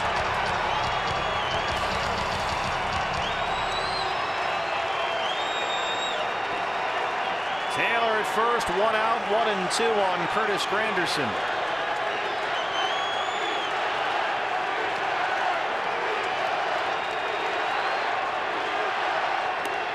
That one gets behind Iannetta, a fastball up, and now the tying run is in scoring position.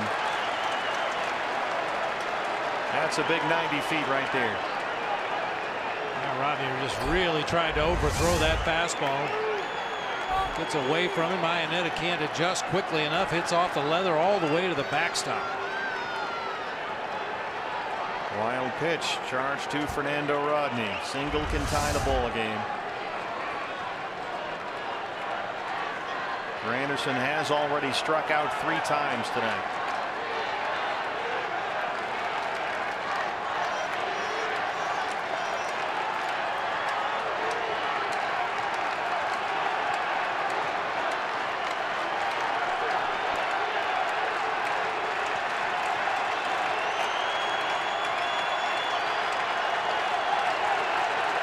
2-2. Missed with that changeup. Full count.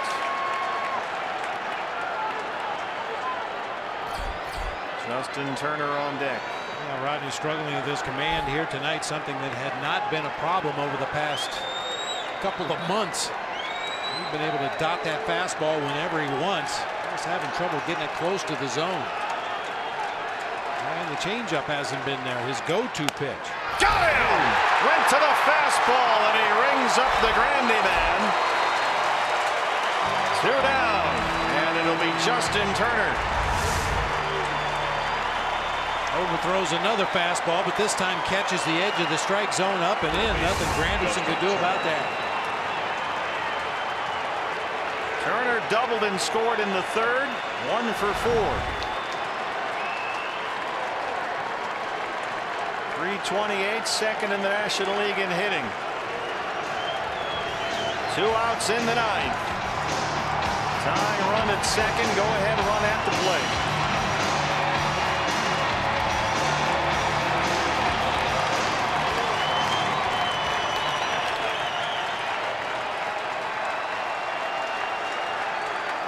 The fight for postseason is underway. D-backs trying to keep it a 2-game edge over the Rockies for the first wild card.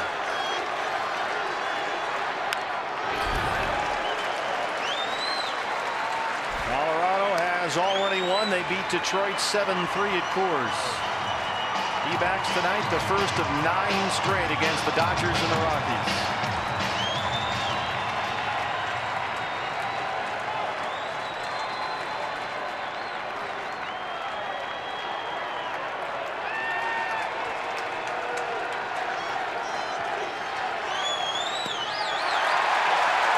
To that split change up, and it's 0-2. Rodney a strike away. 2 more to go against the Dodgers fans. dbacks.com/tickets. We're back here tomorrow night. And then it's Zach Greinke in the matinee on Thursday. We'll get you a break on your ticket price. dbacks.com. Come on down and join the fight for postseason. 0-2 on Justin Turner.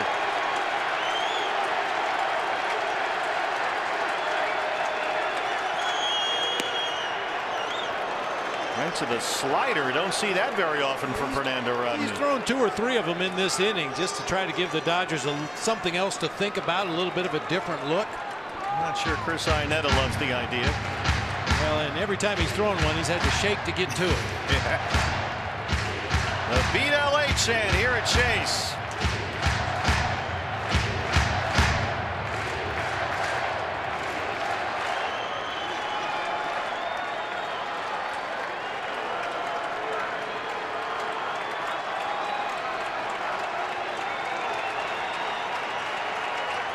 A ball and 2 strikes. And he hit him with a fastball at 96, and Grandal will get a chance.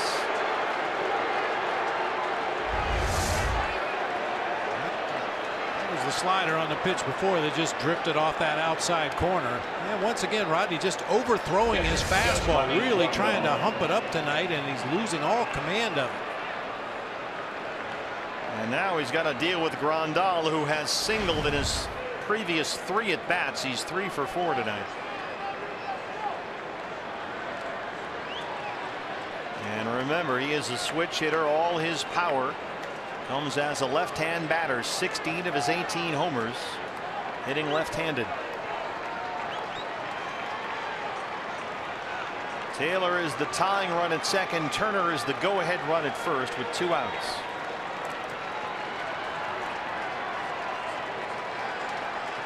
Grandal, about a .260 hitter, batting from the left-hand side.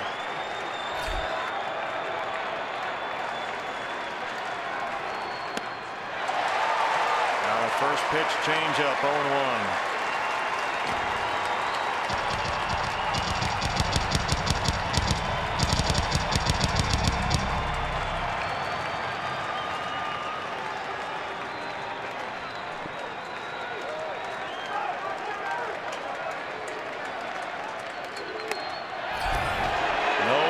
Jeff Nelson. A ball and a strike.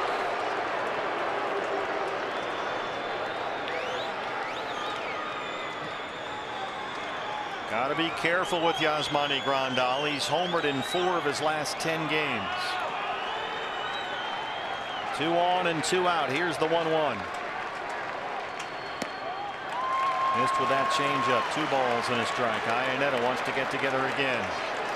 Yeah, I don't even think they're calling pitches anymore. This has become a standard operating procedure around Major League Baseball. With a runner at second in a close game like this, catcher just goes out and they say what they're going to throw. We're going to go changeup, followed by a fastball, followed by another changeup. They relay that to the middle infielders, and then Chris Iannetta doesn't even give a sign.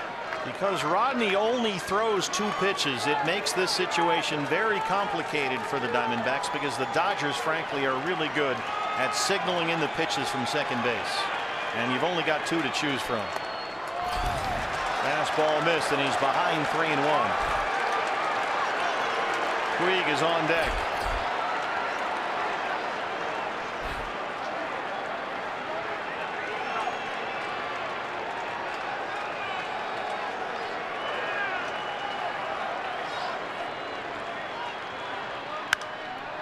Out of play. Full count, 3-2.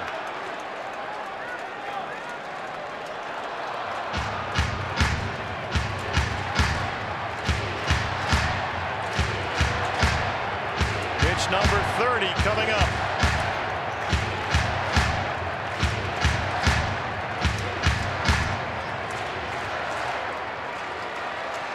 Brandon Drury well back on the outfield grass at second. Goldie back on the grass at first. Taylor at second, Turner at first. 2 outs, 3 balls, 2 strikes. Here it is. Runners on the move, but that one's fouled off. A fastball from Rodney at 95. Well, once again, because we don't give signs with a runner at second, Chris Iannetta goes out. Whispers in Fernando Rodney's ear what he wants to see next. Now Rodney will tell the middle infielder so they can get a little bit of a jump, depending on whether it's a fastball or a changeup. Anticipate where the ball might be hit. It is a little bit of a unique situation because Rodney is the pitcher and the Dodgers are out there checking signs. We'll do it again on 3-2 to Yasmani Grandal. Runners on the move. Broken back tapper to third. Lamb's got it. Diamondbacks win it. Fernando Rodney gets another save. That's 12 in a row. And the D-backs have won 5 straight, 7 of their last 8. This feels like every other game we've played against the Dodgers this year. All hotly contested, close at the end. Fernando Rodney comes through, getting Grandal to hit that easy grounder to the left side to end this one. His 33rd save of the year. Fernando Rodney has been outstanding lately. And the D-backs win the opener here against LA 7-6. Back with much more from Chase Field after this.